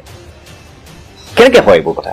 গতিকে কংগ্ৰেছৰ পলিটো হৈছে সংখ্যালঘুৱে প্ৰথমে মাৰ খাব লাগে, তাৰপিছত তেওঁলোকে বচাবলৈ যায়। আপুনি ডি ভোটাৰৰ ক্ষেত্ৰত চাওক, তৰুণ গগৈ চৰকাৰে ডি ভোটাৰৰ বিৰুদ্ধে বহুত মাত মাতিলে, কিন্তু ডি ভোটাৰটো কংগ্ৰেছৰ দিনত মানুহক মানে যিমান ডি ভোটাৰৰ নামত নটিচ দিছিলে, আনকি বিজেপিৰ দিনতে সিমান হোৱা নাই। কংগ্ৰেছৰ দিনত আটাইতকৈ বেছি ডি ভোটাৰৰ নটিচ গৈছে, বাংলাদেশীৰ নটিচ গৈছে। ডিটেনশ্যন কেম্প কাৰ দিনত স্থাপন কৰা হৈছে? ডিটেনশ্যন কেম্প স্থাপন কৰিবৰ কাৰণে হাইকোৰ্টে নিৰ্দেশ দিছে। হাইকোৰ্টৰ সেই নিৰ্দেশটো গভৰ্ণমেণ্টে চেলেঞ্জ কিয় নকৰিলে কংগ্ৰেছ দলে? কথাটো আমি চাব। গতিকে কংগ্ৰেছ দলৰ মানে পলিচিটো কি যে তেওঁলোকে প্ৰথমে সংখ্যালঘু বুলি যিসকলক কোৱা হয় সেইসকলক হাৰাশাস্তি হ'বলৈ দিয়ে আৰু তাৰপিছত বচাবলৈ যায়। বিজেপিয়ে ডাইৰেক্ট মাৰে আৰু এওঁলোকে ইনডাইৰেক্টলি মাৰে। এওঁলোকে বিচাৰে যে বিজেপিয়ে মাৰক, তাৰপিছত আমি বচাবলৈ গৈ আমি অলপ দৰদি বনো। সেইটোৱে ডিফাৰেঞ্চ। সেইকাৰণে আমি কৈছো নীতি আদৰ্শবিহীন এটা দল। কংগ্ৰেছৰ আদৰ্শ আৰু চাব, এই যে ৰাজনীতিক নেতাবিলাকে কৈ থাকে যে মানে ৰাজনীতিত শত্ৰু মিত্ৰ নাই, ৰাজনীতিত কোনো নীতি নাই, কেনেকুৱা ধৰণৰ অদ্ভুত কথা এটা। ৰাজনীতি থাকিলে তাত নীতি থাকিবই লাগিব। শত্ৰু হলে শত্ৰু, মিত্ৰ হলে মিত্ৰ। আপুনি গাহৰি মাংস খাব পাৰিব যে মুছলমান মানুহ হিচাপে, হিন্দু মানুহ এজনে গৰু মাংস খাব নাখায়, এইটো নীতি। গতিকে আপুনি যদি এটা কথা কৈছে যে মই এইটোৰ বিৰোধী, য়েছ বিৰোধী, আৰু মই দায়িত্ব সহকাৰে কৈ আছো, আমি জাতীয় পৰিষদে কৈছো যে আমি কংগ্ৰেছৰ লগত আপোচ নকৰো, বিজেপিৰ লগত আপোচ কৰাৰতো প্ৰশ্নই নাহে, আমি কৰাও নাই। যদি আপুনি বিজেপি আৰু কংগ্ৰেছক কম্পেয়াৰ কৰে, তেতিয়াহ'লে আপোনাৰ দৃষ্টিত মানে আপুনি কাক ওপৰত ৰাখিব আৰু কাক তলত? তেনেকুৱা কথা নহয়, বিজেপি কৈ আছো, তেনেকুৱা কথা নহয়। দুইটা দলেই ক্ষতিকাৰক অসমৰ নিচিনা এখন ৰাজ্যৰ প্ৰেক্ষাপটত। কাক কম ক্ষতিকাৰক কৈ আছো, কিন্তু বিজেপিক আমি বেছি ক্ষতিকাৰক বুলি কওঁ। বেছি ক্ষতিকাৰক কি কাৰণে? বিজেপিয়ে ডাইৰেক্ট সাম্প্ৰদায়িক ৰাজনীতি কৰে দেই। বিজেপিয়ে চুৰ আৰু ডকাইত, তাৰপিছত ডকাইতটো বেয়া, বেছি বেয়া, চুৰো বেয়া, ডকাইতটো বেয়া, কাৰণ ডকাইতটো পিটে, চুৰে অন্তত নিপিটে, চুৰে মনে মনে লৈ গুচি যায়, কিন্তু ডকাইতটো লগতে পিটি থৈ যায়। এইটোৱে ডিফাৰেঞ্চ। গতিকে বিজেপি ডাইৰেক্ট সাম্প্ৰদায়িক ৰাজনীতি কৰে, কংগ্ৰেছে ডাইৰেক্ট সাম্প্ৰদায়িক ৰাজনীতি নকৰে। আৰু বিজেপি তাতোকৈ বেছি ডেঞ্জাৰাছ এইকাৰণে বিজেপিয়ে ৰাজ্যখনক এটা সাংঘাতিক ধাৰৰ বোজাত পোত গুৱাইছে। 79,000 crores, আৰু এতিয়া এইকেইদিন মিলাই পেলাই প্ৰায় 1 লাখ কোটি টকা আমি লোনত আছো, ধাৰত আছো। অসম ৰাজ্য প্ৰায় 1 লাখ কোটি টকা ধাৰ লৈ পেলাই এখন ৰাজ্য কেনেকৈ আগবাঢ়িব পাৰে? এই যে বেনিফিচিয়াৰী স্কিমবিলাক দিছে, এইবিলাক গভৰ্ণমেণ্ট কণ্টিনিউ কৰাৰ পিছত, মানে নতুন চৰকাৰ অহাৰ পিছত এইবোৰ কণ্টিনিউ হ'বনে? চাবলগীয়া কথা। এই যে কি বুলি কয়, বন্ধন বেংকৰ লোন মাফ কৰি দিম বুলি কৈছে। বেংকৰ ঋণ মাফ কৰাটো অসম্ভৱ কাম এটা, পৃথিৱীৰ চৰকাৰ কৰিব পাৰেনে? নোৱাৰে। বেংকৰ ঋণ মাফ কৰাটো অসম্ভৱ কাম এটা, পৃথিৱীত কোনো শক্তিয়ে এইটো কৰিব নোৱাৰে। বন্ধন বেংকখনটো চৰকাৰী বেংক নহয়। নাই, কথাটো এনেকুৱা যে বন্ধন বেংকক তেওঁলোকে কৈছে যে 12,000 কোটি টকা আমি দি দিম। অকল বন্ধন বেংকক কিয়? অন্যান্য আৰু বহুত কেইটা মাইক্ৰ' ফাইনেন্স ইনষ্টিটিউশ্যন আছে, সিহঁতৰ কি হ'ব? আৰু বন্ধন বেংকটো কাৰ বেংক? এইটোতো ব্ৰেণ্ড এম্বেচেডাৰ হেৰিহে, নৰেন্দ্ৰ মোদীহে। বন্ধন বেংকৰ বৰ্ডত কাৰ ফটোখন লুকা থাকে? নৰেন্দ্ৰ মোদীৰ ফটো লুকা থাকে। বন্ধন বেংক অপেনিং ফিটা কোনে কাটিছিলে? সেই সময়ৰ বিত্তমন্ত্ৰী অৰুণ জেটলী ডাঙৰীয়াই কাটিছিলে। প্ৰধানমন্ত্ৰীৰ সন্মতি অবিহনে, ভাৰত চৰকাৰৰ সন্মতি অবিহনে বন্ধন বেংকে প্ৰধানমন্ত্ৰীৰ ফটো কেনেকৈ ব্যৱহাৰ কৰিব পাৰে? গতিকে এই বেংকটো চলাৰ ক্ষেত্ৰত চৰকাৰৰ পৃষ্ঠপোষকতা আছে, এই সকলো জানে এই কথাটো। অথচ সেই বেংকটোৱে আজিৰ তাৰিখত অসমৰ মাইকী মানুহৰ কাৰণে, মহিলাসকলৰ কাৰণে এটা অত্যাচাৰ হৈ গৈছে, এটা আতংক হৈ গৈছে। গতিকে আমি কৈছো, প্ৰথম কথা, চৰকাৰে বেংকটো মানে চৰকাৰে ঋণ মাফ কৰিব নোৱাৰে, বেংকেও মাফ কৰিব নোৱাৰে, কাৰণ এইটো টকা দিছে, এইটো টকা উভতাই পাবই লাগিব। আৰু যদি কিবা কাৰণত এইটো গভৰ্ণমেণ্ট মানে হেৰি দিবলগীয়া হয়, কিবা কথাৰ কাৰণে এই মাফ কৰিবলগীয়া হয়, তাৰ কাৰণে ৰাইজে এখন নো অবজেকশ্যন চাৰ্টিফিকেট পাব লাগিব। ৰাইজ মানে যোনে লোন লৈছে নো অবজেকশ্যন চাৰ্টিফিকেট পাব লাগিব, তেখেতক বেংকে দিব লাগিব, বেংকে দিব লাগিব ঋণ মাফ কৰা হৈছে বুলি। সেই টকাটো বেংকে ক'ৰবাৰ পৰা পাব লাগিব। এতিয়া গভৰ্ণমেণ্টে কৈছে, মানে হিমন্ত বিশ্ব শৰ্মাই কৈছে, গভৰ্ণমেণ্টে কোৱা নাই, হিমন্ত বিশ্ব শৰ্মা ডাঙৰীয়া অকলে কৈছে, আৰু বিজেপি দলেও কোৱা নাই, অকল হিমন্ত বিশ্ব শৰ্মাই কৈছে। এইটো বিজেপিৰ মেনিফেষ্টোতো এই কথাটো নাই। হিমন্ত বিশ্ব শৰ্মা ডাঙৰীয়াই কি কৈছে যে মই এইটো মাফ কৰি দিম। হিমন্ত বিশ্ব শৰ্মা ডাঙৰীয়াৰ ওচৰত 12,000 কোটি টকা আছেনে দিবলৈ? ঠিক আছে, গভৰ্ণমেণ্টৰ পৰা দিব। গভৰ্ণমেণ্টৰ পৰা দিবলৈ হ'লে আপুনি মুখ্যমন্ত্ৰী হ'ব বা আপোনাৰ চৰকাৰ আহিব, কি গেৰাণ্টি আছে? যদি ঠিক আছে আপোনাৰ গভৰ্ণমেণ্ট হ'লেই আপুনিয়ে যে মুখ্যমন্ত্ৰী হ'ব, কি গেৰাণ্টি আছে? কাৰণ আপোনাৰ দলেতো কোৱা নাই, আপুনি নিজে কৈছে, দলৰ মেনিফেষ্টোত এইটো উল্লেখ কৰা নাই। তেখেতে মুখ্যমন্ত্ৰী হ'ম বুলি কৈছে, তেখেতে মুখ্যমন্ত্ৰী যদি হয়, আপুনিয়ে মুখ্যমন্ত্ৰী হ'ব, কি গেৰাণ্টি আছে? আপোনাক অসমৰ মানুহে মুখ্যমন্ত্ৰী নবনাব পাৰে। আৰু মুখ্যমন্ত্ৰী হ'ল বুলিয়েই আপুনি কেনেকৈ পাৰিব? কেবিনেটে পাছ কৰিব লাগিব, আপোনাৰ সকলো আপোনাৰ কেবিনেটে এইটো দিবনে? তাতকৈ ডাঙৰ কথা, 1 লাখ কোটি টকা ধাৰত পোত গৈ, প্ৰায় 1 লাখ কোটি টকা ধাৰত পোত গৈ থকা ৰাজ্য এখনে 12,000 কোটি টকা এটা দিব পাৰিবনে বেংকক? ইমান টকা আমাৰ ৰাজকোষত আছেনে? এই প্ৰশ্নবোৰ ইম্পৰ্টেণ্ট ন?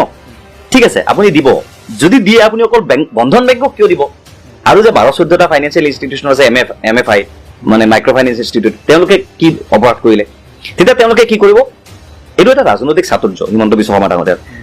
তেওঁ এইটো কৈ দিলে, দুজনমানক দিবলৈ চেষ্টা কৰিব, তাৰপিছত কি হ'ব? বাকী কোনোবা এটা MFI কোৰ্টলৈ যাব, কোৰ্টলৈ যোৱাৰ পিছত চেলেঞ্জ কৰিব, কোৰ্টে এইটো ষ্টে অৰ্ডাৰ দি দিব, তাৰপিছত বন্ধ। হিমন্ত বিশ্ব শৰ্মা ডাঙৰীয়াই ক'ব যে মইতো কৈছিলো, কিন্তু কোৰ্টে দিবলৈ নিদিলে, মই কি কৰিম? সেইটোৱে। আচ্ছা, আপোনালোকৰ দললৈ আহিছোঁ। হয়, ৰাইজৰ দল আৰু AJPৰ মাজত, অসম জাতীয় পৰিষদৰ মাজত বৰ্তমান মিত্ৰতাৰ যিটো স্থিতি, সেইটো কেনেকুৱা? আমাৰ দুয়োটা দলৰ মাজত আমি আসন বুজাবুজি কৰিছিলোঁ। আসন বুজাবুজি মিত্ৰতা, এইটো এক প্ৰকাৰ মিত্ৰতাই। আমি আসন বুজাবুজি কৰিছিলোঁ, আৰু আমাৰ আসন বুজাবুজি কৰি পেলাই আমি বিভিন্ন সমষ্টিত প্ৰাৰ্থী প্ৰক্ষেপ কৰিছিলোঁ, আৰু সেইমতে হৈছে। কেইটামান সমষ্টিত আমাৰ বন্ধুত্বপূৰ্ণ প্ৰতিযোগিতাও হৈছে, কিন্তু সেইটোৱে আমাৰ মিত্ৰতাটোত একো বৰ বেছি ক্ষতি কৰা নাই। যেনে আমাৰ ধৰক লুৰিণজ্যোতি গগৈ সমষ্টি, আমাৰ মাননীয় সভাপতি, তেখেতৰ সমষ্টিত তেখেতে য'ত য'ত প্ৰচাৰ চলাইছে, দুইটা সমষ্টিতে তাত ৰাইজৰ দলৰ সদস্যসকল, ৰাইজৰ দলৰ নেতাসকল তাত আছে, তেখেতৰ লগত ঘূৰিছে। সৰু সৰু পথাৰ সমষ্টিত দেখিছোঁ। আমাৰ ভৱানীপুৰত আমাৰ ৰাইজৰ দলৰ কমল কুমাৰ মেধি ডাঙৰীয়াই প্ৰতিনিধিত্ব কৰিছে। তাততো তেখেতৰ চিম্বলেই হৈছে জাহাজ, অসম জাতীয় পৰিষদৰ যিটো চিম্বল, সেই চিম্বলটো তেখেতে তাত লৈছে। মিত্ৰতা আমাৰ আছে। শিৱসাগৰ সমষ্টিত অখিল গগৈ ডাঙৰীয়াই প্ৰতিনিধিত্ব কৰিছে, তাত আমাৰ দলৰ কৰ্মীসকলে, নেতাসকলে গৈ তাত সভা কৰিছে। মই নিজেও গৈছোঁ। লুৰিণজ্যোতি গগৈ ডাঙৰীয়া গৈছিলে। লুৰিণজ্যোতি গগৈ ডাঙৰীয়াৰ এটা প্ৰব্লেম হ'ল, মই আপোনাক কওঁ, এই কথাটো মানুহে নাজানে, আৰু ইভেন মিডিয়াটো কথাটো প্ৰকাশ হোৱা নাই। লুৰিণজ্যোতি গগৈ ডাঙৰীয়াক এইবাৰ দুলীয়াজনৰ ভিতৰত বিজেপিয়ে ইমানেই ব্যস্ত ৰাখিলে। এটা উদাহৰণ মই আপোনাক দিওঁ। এই যে ফুটবল খেল যে হয়, ডাঙৰ ডাঙৰ ফুটবল খেলবোৰ, তেতিয়া যিজন খুব বেছি এক্সপাৰ্ট মানে হেৰি থাকে, প্লেয়াৰ থাকে, যিজনে গ'ল দিয়ে, তাত কি কৰে আপুনি চাব, অপজিশ্যনৰ টিমটোৱে সেই মানে প্লেয়াৰজনক চাৰিওপাৰে 4-5জন এনেকুৱা প্লেয়াৰ লগাই দিয়ে যাতে সেইজনে গ'ল দিব নোৱাৰে, মানে তেওঁ যাতে এই 4-5জনৰ লগত খেলি থাকোঁতে মানে ব্যস্ত হৈ থাকে। লুৰিণজ্যোতি গগৈ ডাঙৰীয়াৰ ক্ষেত্ৰত বিজেপিয়ে সেইটো কৰিলে, বিজেপি কংগ্ৰেছ দুইটা দলে সেইটো কৰিলে। এনেকুৱাকে বন্দী কৰিলে যে লুৰিণজ্যোতি গগৈ ডাঙৰীয়া যাতে বেলেগ সমষ্টিলৈ ওলাব নোৱাৰে। আৰু সঁচাকৈ লুৰিণজ্যোতি গগৈ বিভিন্ন সমষ্টিত যাব নোৱাৰাৰ এইটো এটা মেজৰ কাৰণ।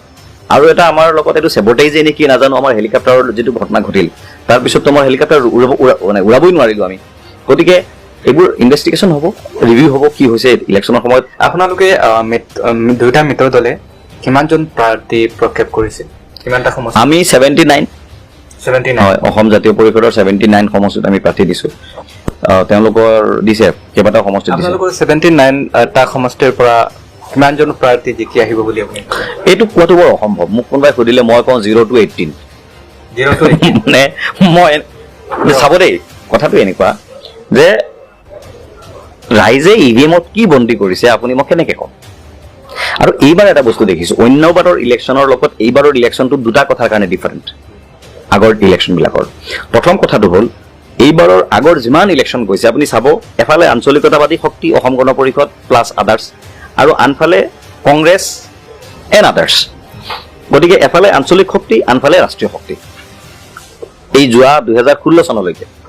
এইবাৰ কি হৈছে, এফালে বিজেপি এণ্ড আদাৰ্ছ, আনফালে কংগ্ৰেছ এণ্ড আদাৰ্ছ, দুটা ৰাষ্ট্ৰীয় শক্তি, আৰু আনফালে অসম জাতীয় পৰিষদ এণ্ড আদাৰ্ছ, অসম জাতীয় পৰিষদ, ৰাইজৰ দল, ASDC। তো গতিকে এইবাৰ ত্ৰিকোণীয়া এটা প্ৰতিদ্বন্দ্বিতা অসমত হৈছে আৰু সেইকাৰণে এইবাৰৰ ইলেকশ্যনটো প্ৰেডিকশ্যন কৰিব পৰা নাযায়। প্ৰথম কথা খুব টান। দ্বিতীয় যিটো কাৰণ মই আপোনাক কৈছোঁ সেইটো হ'ল মানুহ কিন্তু এইবাৰ বিৰাট চালাক হৈছে, সাংঘাতিক সচেতন হৈছে। এইবাৰ কোনো মানুহে কিন্তু অপেনলি ওলাই অহা নাই, মানে দলীয় কৰ্মীসকলৰ বাহিৰে সাধাৰণ মানুহ অপেনলি ওলাই অহা নাই। কোনো মানুহে কাৰো আগত কথাটো কোৱা নাই আৰু বহুত মানুহে বিজেপিৰ লগত আছে কিন্তু জাতীয় পৰিষদক ভোট দিছে, এনেকুৱা মানুহ আমি পাইছোঁ। তেওঁলোকে এইটো কৈছে যে বিজেপি ডাঙৰ শক্তি এটা আৰু তেওঁলোক হ'ল খুব বেছি ভিন্ডিকটিভ, মানে প্ৰতিশোধ পৰায়ণ।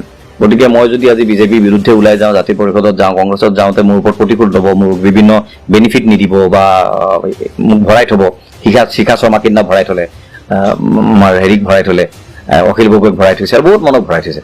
গতিকে এনেকুৱা সেইকাৰণে বিজেপিৰ এগেইনষ্টত মানুহ অপেনলি ওলাই অহা নাই। সেইকাৰণে আমাৰ এটা ভৰসা, আমি চিট কেইটা পাম এইটো আপোনাক মই দাবী নকৰোঁ।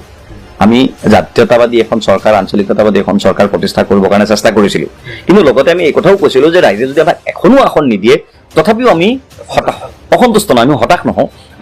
আমি যিটো আমি কজ লৈ পেলাই আগবাঢ়িছোঁ সেই কজৰ আমি কাম কৰি গৈ থাকিম। গতিকে আমি কৈছোঁ যে আমি এখনো আসন নাপাব পাৰোঁ আৰু পালে আমি 18টা মানো পাই যাব পাৰোঁ। আমাৰ 18-20টা সমষ্টিত আমাৰ খুব ভাল হৈছে। কেৱল এজিপিয়ে নে অসম জাতীয় পৰিষদৰ কথা কৈছোঁ, অসম জাতীয় পৰিষদৰ কথা কৈছোঁ। মানে মোৰ নিজস্ব এটা হিচাপ মতে 18টা সমষ্টিত, 18 পৰা 20টা সমষ্টিত আমাৰ খুব ভাল হৈছে। তো এইবিলাক সমষ্টিত যদি আমি পৰাজিত হওঁ, ধৰি লৈছোঁ পৰাজিত হ'লোঁ, চাব আপুনি মাৰ্জিন খুব কম হৈছে, 500, 1000, 2000, 3000 মাৰ্জিনত আমি হাৰিম। যদি আমি হাৰোঁ আৰু জিকিলেও এনেকুৱা মাৰ্জিনতে জিকিম। আচ্ছা, যদি ধৰি লওক আপোনালোকে 18টা, 19টা, 20টামান চিট পালে আৰু তাৰপিছত অসম জাতীয় পৰিষদে চৰকাৰৰ লগত সংযোগ হ'বলগীয়া হয়, তেতিয়াহ'লে অসম জাতীয় পৰিষদে ৰাষ্ট্ৰীয় দলৰ ওচৰত আত্মসমৰ্পণ কৰিবনে? না, ৰাষ্ট্ৰীয় দলৰ সৈতে মিত্ৰতা কৰাটো আত্মসমৰ্পণ নহয়। আত্মসমৰ্পণ কোনে কৰিছে? AGPয়ে বিজেপিৰ ওচৰত কৰিছে, কাৰণ AGPৰ টিকেট নিৰ্ধাৰণ কৰিছে বিজেপিয়ে, সেইটো আত্মসমৰ্পণ।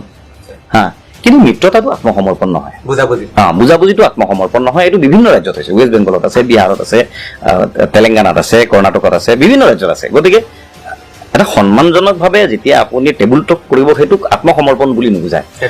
আৰু আপুনি যিটো প্ৰশ্ন মোক কৰিছে যে হয়তো কোন দলৰ লগত আমি যাম, যদি আমি চিট কেইটা পাম তাৰ ওপৰত ডিপেণ্ড কৰিব, কিন্তু আমি যে চৰকাৰত বহিবই লাগিব তেনেকুৱা কোনো আমাৰ দৌৰাদৌৰি নাই।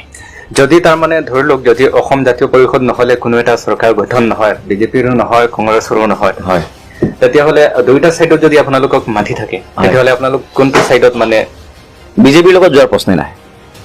বিজেপিক গভৰ্ণমেণ্ট আমি কৰিবলৈ নিদিওঁ, এইটো অপেন কথা। এইটো আপোনাৰ তাত ৰেকৰ্ড হৈ আছে। বিজেপিৰ লগত আমি নিৰ্বাচন শেষ হৈ মানে আমাৰ দলৰ যিটো পলিচি, এতিয়া এনেকুৱা যদি কিবা ঘটনা আছে যে আমাৰ দলৰ নেতৃত্বই বেলেগ কিবা ভাবি থৈছে আৰু মই এই কথাটো নাজানো, তেতিয়াহ'লে ক'ব নোৱাৰোঁ। তেনেকুৱা হ'ব নালাগে, কাৰণ দলৰ পলিচি মেকাৰ্ছবিলাকত মোৰো এটা মানে কণ্ট্ৰিবিউশ্যন থাকে, মোৰো মতামত দলে লয়। গতিকে আমিতো লগত মানে মতেই নহয় নাই, বিজেপিৰ লগত আমি কি কাৰণে যাব নোৱাৰোঁ মই আপোনাক কওঁ। আমাৰ ফাইটটোৱে বিজেপিৰ লগত। যি বিজেপিয়ে আমাক প্ৰতাৰণা কৰিলে, যি বিজেপিয়ে আমাক সাম্প্ৰদায়িকভাৱে ভাগ কৰিলে, যি বিজেপিয়ে কাৰখন আনি অসমৰ জাতীয় অস্তিত্ব, জাতীয় স্বাভিমান নষ্ট কৰিবৰ কাৰণে চেষ্টা কৰিলে, সেই বিজেপিৰ বিৰুদ্ধেইটো আমাৰ সংগ্ৰাম। নহ'লেতো এই ৰাজনৈতিক দল গঠন কৰাৰ প্ৰয়োজন নাছিল। আচ্ছা, তাৰমানে তেতিয়াহ'লে কংগ্ৰেছৰ লগত যাব নাযাব এই কথাবিলাক এতিয়ালৈকে আলোচনা হোৱা নাই। আৰু তাৰমানে বিজেপিৰ লগত প্ৰশ্ন নাহে, বিজেপিৰ লগত প্ৰশ্নই নাহে। এনেকুৱা যদি হয় যে বোলে নহয় হেং এছেম্বলি হৈ গ'ল আৰু বোলে মানে মাত্ৰ 2টা চিট লাগে, কংগ্ৰেছৰ সেই 2টা চিট লৈ পেলাই কংগ্ৰেছৰ গভৰ্ণমেণ্ট আহিব নোৱাৰে, বিজেপিৰে আহিব, তেতিয়া দেখা যাব। বাহিৰৰ পৰা সমৰ্থন দিয়াৰ মই নাজানো, এইটো বিষয়ে এইবোৰ কথা আলোচনা হোৱা নাই। জাষ্ট এটা কথা কৈছোঁ, তেতিয়া এটা অপশ্যন থাকে যে বাহিৰৰ পৰা সমৰ্থন দি পেলাই জাষ্ট গভৰ্ণমেণ্টখন বচাই ৰখা, পলিচিৰ ওপৰত কথা। আৰু গভৰ্ণমেণ্টখনক আমি আমাৰ যিকেইটা এজেণ্ডা, আমাৰ যিকেইটা মানে উদ্দেশ্য সেইকেইটা হেৰি কৰিব লাগিব, কি বুলি কয়, মানে মানিবৰ কাৰণে তেওঁলোকক বাধ্য কৰোঁ। আৰু যদি তেনেকুৱা পৰিস্থিতি আহে তেতিয়াহ'লে আমি এইটো কথা ক'ম যে তোমালোকে কা ইমপ্লিমেণ্ট নকৰোঁ বুলি তোমালোকে কেবিনেটত পাছ কৰিব লাগিব, এছেম্বলিত পাছ কৰিব লাগিব, তোমালোকে কাখন বাতিল কৰিব লাগিব, এনেকুৱা চৰ্ত আহিব। যদি তেওঁলোকে চৰ্ত মানিলে তেতিয়া বাহিৰৰ পৰা সমৰ্থন দিয়াৰ কথা আহিব। এইটো মোৰ ব্যক্তিগত মত, এইটো মোৰ দলৰ মত নহয়, মুখপাত্ৰ হিচাপে মই কোৱা নাই, জাষ্ট কথাটো কৈছোঁ। আমাৰ দলৰ ভিতৰত এইবোৰ যিবোৰ আলোচনা হয় আমাৰ পলিচি মেকাৰ্ছবিলাকৰ ভিতৰত, সেইটো কথা মই কৈ আছোঁ। গতিকে সেইটো বেলেগ বিষয়, কিন্তু বিজেপিৰ লগত যোৱাৰ প্ৰশ্ন নাহে। তো লোকেল মানুহৰ হৈ মই এটা প্ৰশ্ন সুধিব বিচাৰিছোঁ। আপুনি এজেপিৰ অসম জাতীয় পৰিষদৰ মুখপাত্ৰ এজন ষ্টাৰ কেম্পেইনাৰ তো নাই এতিয়া ইলেকশ্যন গ'ল ষ্টাৰ কেম্পেইনাৰ ঠিক নাই আছে। এতিয়া মই প্ৰচাৰ সম্পাদকহে ঠিক আছে আৰু আছিলে- মুখপাত্ৰ, আছিলে ইলেকশ্যনৰ সময়ত আছিলে ষ্টাৰ কেম্পেইনাৰ আছিলে। আপোনাক যমুনা সমষ্টিত দেখা যোৱা নাই কিয় কাৰণটো কি নহয় মই যেতিয়া বৰ ধুনীয়া প্ৰশ্ন আপুনি কৰিছে এই প্ৰশ্ন বিভিন্নজনে মোক কৰিছে মই দলৰ ষ্টাৰ কেম্পেইনাৰ আৰু ষ্টাৰ কেম্পেইনাৰ এইটো মুখেৰে কোৱা বস্তু নহয় মানে দলে আপোনাক এই সন্মান দিছে সন্মান নহয় এইটো মানে কথাটো এনেকুৱা যে এইবাৰ এই দলৰ হৈ কোনে কোনে প্ৰচাৰ কাৰ্য চলাব বিভিন্ন দলৰ দলীয় সভাত কোনে কোনে ভাষণ দিব দলে এটা লিষ্ট বনায় এখন লিষ্ট বনায় আৰু সেই লিষ্টখন ইলেকশ্যন কমিশ্যনৰ ওচৰত মানে জমা দিবলগীয়া হয় ইলেকশ্যন কমিশ্যনে এইটো এপ্ৰুভ কৰে গতিকে ষ্টাৰ কেম্পেইনাৰসকল এইটো মানে নৰ্মেল কেম্পেইনাৰতকৈ কেটেগৰীটো অকণ বেলেগ এইটো ৰিকগনাইজড কেটেগৰী এটা আপুনি কেম্পেইনাৰ আপোনাৰ প্ৰত্যেকটো ভাষণ প্ৰত্যেকটো বক্তব্য ইলেকশ্যন কমিশ্যনে নোট কৰিব আপুনি ক'ত কি কথা কৈছে ক'ত মিটিং কৰিছে কাৰ লগত কথা পাতিছে এই কথাবিলাক ইলেকশ্যন কমিশ্যনে একদম মানে নোট কৰিব এইবিলাক আপোনাৰ ৰেকৰ্ড কৰিব তেওঁলোকে আৰু ষ্টাৰ কেম্পেইনাৰবিলাকৰ প্ৰগ্ৰাম ষ্টাৰ কেম্পেইনাৰবিলাকে নিজে ঠিক নকৰে ইভেন আমাৰ দলৰ মাননীয় সভাপতিয়ে ক'ত সভা কৰিবলৈ যাব এইটো সভাপতিয়ে নিজে ঠিক নকৰে এইটো দলে ঠিক কৰে দলৰ এখন ব্যৱস্থাপনা সমিতি থাকে সেই ব্যৱস্থাপনা সমিতিখনে ঠিক কৰে যে আজি আমাৰ সভাপতিয়ে ক'ত ভাষণ দিব ক'ত কোনখন মিটিঙলৈ যাব ঠিক মোৰ ক্ষেত্ৰতো একেই মোৰ দলে মোক যিকেইটা সমষ্টিত কাম কৰিবলৈ কৈছে সেই সমষ্টিকেইটাৰ ভিতৰত যমুনা সমষ্টিটো নাছিল গতিকে মোৰ উপায় নাই মই হেল্পলেছ এক নম্বৰ কথা তাতকৈ ইম্পৰ্টেণ্ট আৰু এটা কথা মই আপোনাক কৈ থওঁ আমি সমষ্টিবিলাক আমাৰ পাৰ্টীয়ে 3টা কেটেগৰীত ভাগ কৰিছে first category A B C unfortunately Jamunamukh সমষ্টিটো আমাৰ মানে C কেটেগৰীত পৰিল গতিকে আমাৰ দলে এইটো সমষ্টিত গুৰুত্ব দিব লগা নহ'ল কম গুৰুত্ব দিবলগীয়া হ'ল গতিকে A আৰু B কেটেগৰীতে আমি বেছি গুৰুত্ব দি থাকিবলগীয়া হ'ল মই যিহেতু ষ্টাৰ কেম্পেইনাৰৰ তালিকাত মোৰ নাম আছে আৰু দলে যিহেতু মোৰ পৰা কিবা আশা কৰিছে গতিকে দলে মোক য'ত পঠাইছে মই তালৈকে যাবলগীয়া হৈছিল গতিকে যমুনামুখ মোৰ নিজৰ সমষ্টি হোৱা সত্ত্বেও মই ইয়াত প্ৰচাৰ কৰিবৰ কাৰণে আহিব পৰা নাছিলোঁ আহিছোঁ মই যমুনামুখ সমষ্টিত 2খন মিটিং কৰি গৈছোঁ মানে ইলেকশ্যন ঘোষণা হোৱাৰ পিছতো মই 2খন মিটিং কৰি গৈছোঁ কিন্তু আনফৰ্চুনেটলি মুৰাজাৰৰ যিখন প্ৰথম মিটিং কৰিছিলোঁ সেই মিটিংখনত আমাৰ মই দেখিলোঁ ইয়াত আমাৰ মানুহ কম হ'ল গতিকে মই দেখিলোঁ তোৰ এক্সপিৰিয়েঞ্চটো মোৰ বেয়া এক্সপিৰিয়েঞ্চ কাৰণ মোৰ এখন সভা কৰিবলৈ আহি মই 3-4 ঘণ্টা সময় মই অতিবাহিত কৰিব নোৱাৰোঁ মই প্ৰত্যেকটো ছেকেণ্ডৰ হিচাপ মই মোৰ দলক দিব লাগে যে মই আজি ক'ত গৈ আছোঁ ক'ত ভাত খাইছোঁ ক'ত ৰাতি শুইছোঁ এইবিলাক দলে ঠিক কৰে মই ঠিক নকৰোঁ মানে আপুনি আজি ৰাতি ইয়াত থাকিব 5টা বজাত তাত মিটিং কৰিব 7টা বজাত তাত কৰিব 12 বজাত তাত কৰিব এইবোৰ দলে ঠিক কৰে মই ঠিক নকৰোঁ শুনিছিলোঁ আপুনি ইলেকশ্যন খেলিব আপুনি হঠাৎ মানে তেনেকুৱা এটা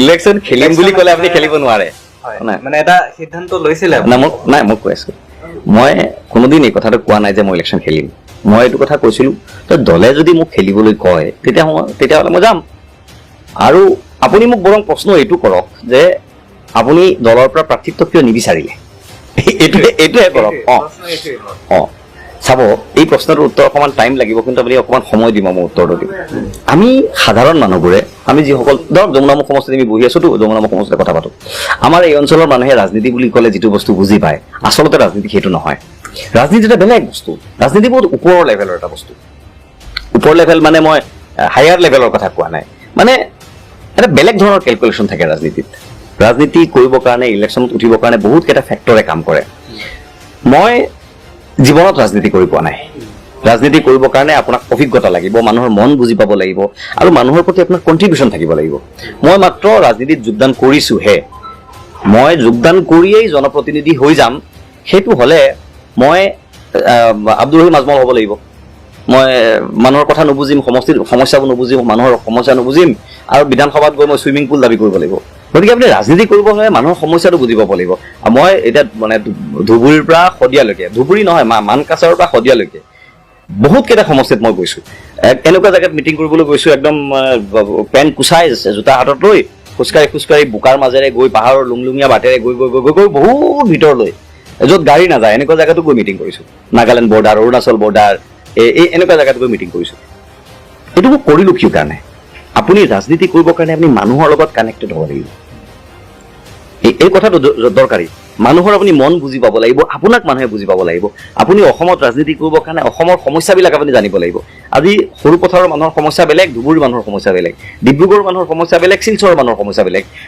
এই কথাবোৰ আপুনি বুজি পালেহে আপুনি এজন পৰিণত ৰাজনীতিক হ'ব পাৰিব আৰু মোৰ উদ্দেশ্যটো হ'ল যে এজন অসমৰ পলিটিচিয়ান হোৱা, যমুনামুখৰ পলিটিচিয়ান হোৱা নহয়। যমুনামুখৰ মই সদায় কওঁ, মোক মানে ইলেকশ্যনৰ আগত সোধে ইলেকশ্যন খেলিবা নেকি, মই কওঁ যে যমুনামুখটো মোৰ সমষ্টি নহয়, মোৰ সমষ্টি অসম।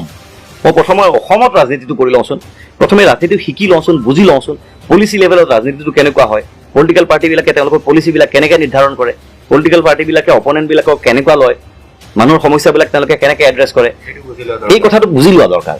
আৰু সেইকাৰণে মই ভাবিলোঁ যে নাই, প্ৰথমে মই দলক ছাৰ্ভিচ দিওঁ, অসমবাসী ৰাইজক ছাৰ্ভিচ দিওঁ, সমস্যাবিলাক বুজি পাওঁ, এক্সপিৰিয়েঞ্চটো লৈ লওঁ, তাৰপিছত যাম। আৰু MLA হ'বৰ কাৰণে আপোনাৰ কপালো লাগিব দিয়কচোন।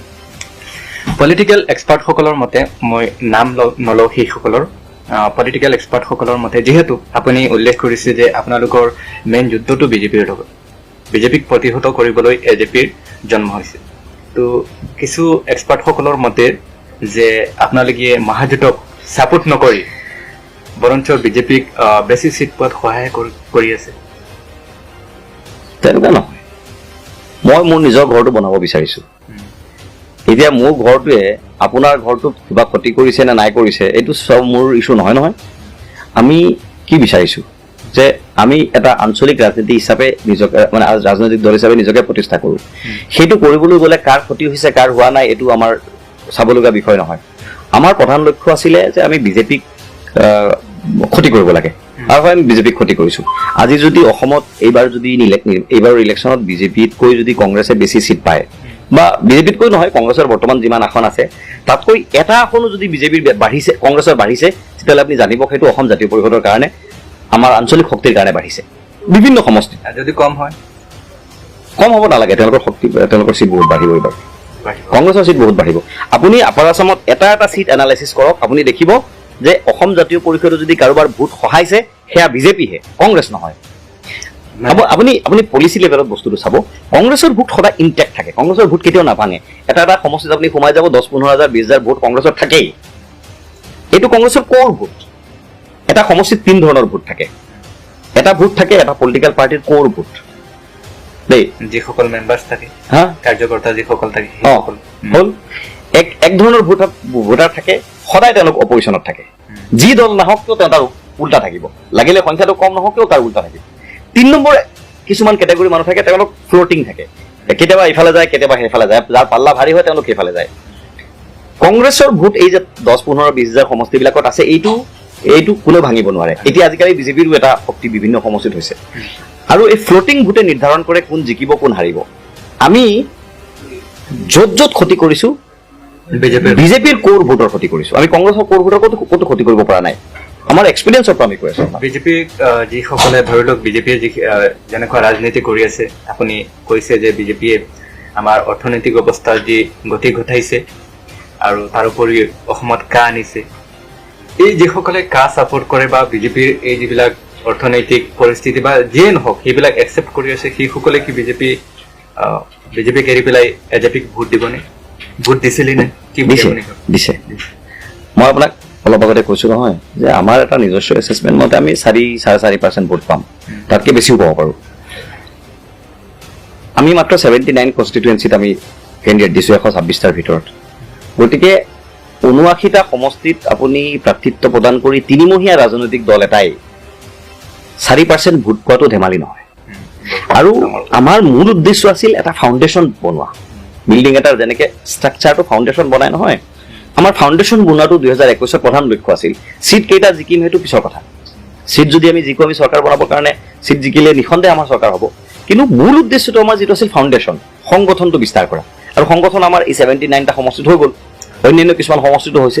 গতিকে এইবাৰ এটা কথা নিশ্চিত যে আমাৰ এটা ফাউণ্ডেশ্যন হৈ গ'ল। এই ফাউণ্ডেশ্যনৰ ভিত্তিত আমি নেক্সট পঞ্চায়ত ইলেকশ্যনত যাম, আমি নেক্সট নগৰ সমিতি নিৰ্বাচনত যাম, আমি নেক্সট 24ৰ লোকসভা নিৰ্বাচনত যাম, আৰু 26ত আমি যাম। আৰু এইবাৰ যিটো ফাউণ্ডেশ্যন আমাৰ বনিছে, এই ফাউণ্ডেশ্যনে অসমৰ আঞ্চলিক ৰাজনীতিৰ কাৰণে এটা সাংঘাতিক আশাবাদী এটা ইতিবাচক এটা বাৰ্তা কিন্তু আনি দিছে। এইটো আপোনালোকৰ লক্ষ্যত ছাকচেছ হৈছে, আমি ছাকচেছ হৈছোঁ বুলি ভাবিছোঁ। অসম জাতীয় পৰিষদ চমুকৈ AJPক অসমীয়া মানুহে, অসম আৰু অসমীয়া যিসকল মানুহ আছে সেইসকলে কিমান দূৰ বিশ্বাসত ল'ব পাৰে? অলপ বিশ্বাসৰ সংকট হৈছিল কিন্তু এইবাৰ। তাৰ কাৰণ হ'ল এই যে জাতীয়তাবাদ আঞ্চলিকতাবাদ কৰা আগৰ যিখিনি মানুহ আছিল সেই মানুহখিনিয়ে অসমবাসীক বাৰে বাৰে ঠগিছে, অসমীয়া মানুহক বাৰে বাৰে ঠগিছে। আপুনি 85 পৰা 79 পৰা আৰম্ভ কৰি এতিয়ালৈকে চাওক, প্ৰফুল্ল মহন্ত চৰকাৰ চাওক, আপুনি তাৰ পিছৰ চৰকাৰ চাওক, আনকি অতুল বৰাৰ চৰকাৰ চাওক, আৰু ইভেন জাতীয় সংগঠনসমূহেও বিভিন্ন সময়ত মানুহক সন্তুষ্ট কৰিব পৰা নাই, মানুহক অসন্তুষ্ট কৰিছে। জাতীয় দলসমূহৰ পৰা আপুনি আছুৰ কথাই কওক, যুৱ ছাত্ৰ পৰিষদৰ কথা কওক, অন্যান্য জাতীয় সংগঠনৰ কথাই কওক, এই সংগঠনবোৰৰ পৰা মানুহ বিজেপিলৈ গৈছে, গৈ পেলাই সাম্প্ৰদায়িক ৰাজনীতি কৰিছে। গতিকে মানুহৰ জাতীয়তা বা জাতীয়তাবাদী যিসকল ৰাজনীতিক, এতিয়া মই জাতীয়তাবাদী শিবিৰত আছো, গতিকে আমাৰ কথাই ক'ব লাগিব, আমাক বহুত মানুহে এবাৰ বিশ্বাসত ল'বলৈ টান পাইছে। আৰু সেইকাৰণে আমি কৈছো যে এইবাৰ আমাক কোনে কিমানটা চিট দিব, কিমানটা ভোট দিব, আমাৰ কাৰণে সেইটো ইম্পৰ্টেণ্ট নহয়। আমাৰ কাৰণে ইম্পৰ্টেণ্টটো হৈছে মানুহৰ বিশ্বাস আদায় কৰাটো, যে জাতীয়তাবাদী শিবিৰৰ সকলো মানুহ যে প্ৰতাৰক নহয়। আগৰ জাতীয়তাবাদ যিটো আছিল সেইটো ইনক্লুজিভ জাতীয়তাবাদ নাছিল। আগতে হিন্দু, মুছলমান, জৈন, শিখ, খ্ৰীষ্টান, অসমীয়া, বঙালী, হিন্দীভাষী সকলোকে লৈ জাতীয়তাবাদ নাছিল, সেইটো একপক্ষীয় জাতীয়তাবাদ আছিল। এইবাৰ এইটো এটা পিউৰিফাইড জাতীয়তাবাদ হৈছে, এটা মানে ফিল্টাৰ্ড জাতীয়তাবাদ হৈছে এইবাৰ। গতিকে আমি কি কৈছো, আমি আগৰ যে জাতীয়তাবাদ সেইটোৰ পৰা এটা ধাপ আগবাঢ়ি আহি আমি সকলোকে লৈ ইউনিফিকেশ্যনৰ জৰিয়তে এটা বৃহত্তৰ অসমীয়া জাতি গঠনৰ যি জাতীয়তাবাদ, সেই জাতীয়তাবাদ আমি কৰিছো। আৰু সেইকাৰণে ৰাইজৰ বিশ্বাস আদায় কৰাটো আমাৰ প্ৰথম লক্ষ্য আছিল। এইবাৰ যদি ৰাইজে 4%, 2-3% যিয়ে ভোট দিয়ে, আমি জানিম যে এইখিনি মানুহে আমাক আস্থাত লৈছে, বিশ্বাস কৰিছে। আৰু যদি এইবাৰ এইখিনি মানুহে আমাক আস্থাত লয়, তেতিয়াহ'লে আপুনি জানিব যে জাতীয়তাবাদে এটা মানুহৰ মাজত বিশ্বাস জন্মাব পাৰিছে। আৰু যদি এইবাৰ আমি জাতীয়তাবাদী শিবিৰে জাতীয়তাবাদী মানুহে বিশ্বাস যদি ৰাইজৰ আদায় কৰিব পাৰিছো, তেতিয়াহ'লে জানিব আমাৰ ভৱিষ্যত ভাল। যিহেতু আপুনি গুৱাহাটীৰ পৰা বহুত হেৰি কৰি ইলেকশ্যনৰ পিছত আজি প্ৰথম আহিছো, তো ধন্যবাদ জনাইছো জিয়াউৰ দা, আপুনি ইমান কষ্ট কৰি আহিও যে আমাক ইমানখিনি সময় দিলে। আপোনাৰ পৰা যথেষ্টখিনি কথা আৰু জানিবলগীয়া আছিলে, কিন্তু যিহেতু আপুনি বহুত পৰিশ্ৰম কৰিছে, বহুত পৰিশ্ৰম নহয়, এইটো দায়িত্ব। যিয়ে নহওক কিন্তু পৰিশ্ৰম কৰিম, সংকল্প লৈছো, পৰিশ্ৰম কৰিম।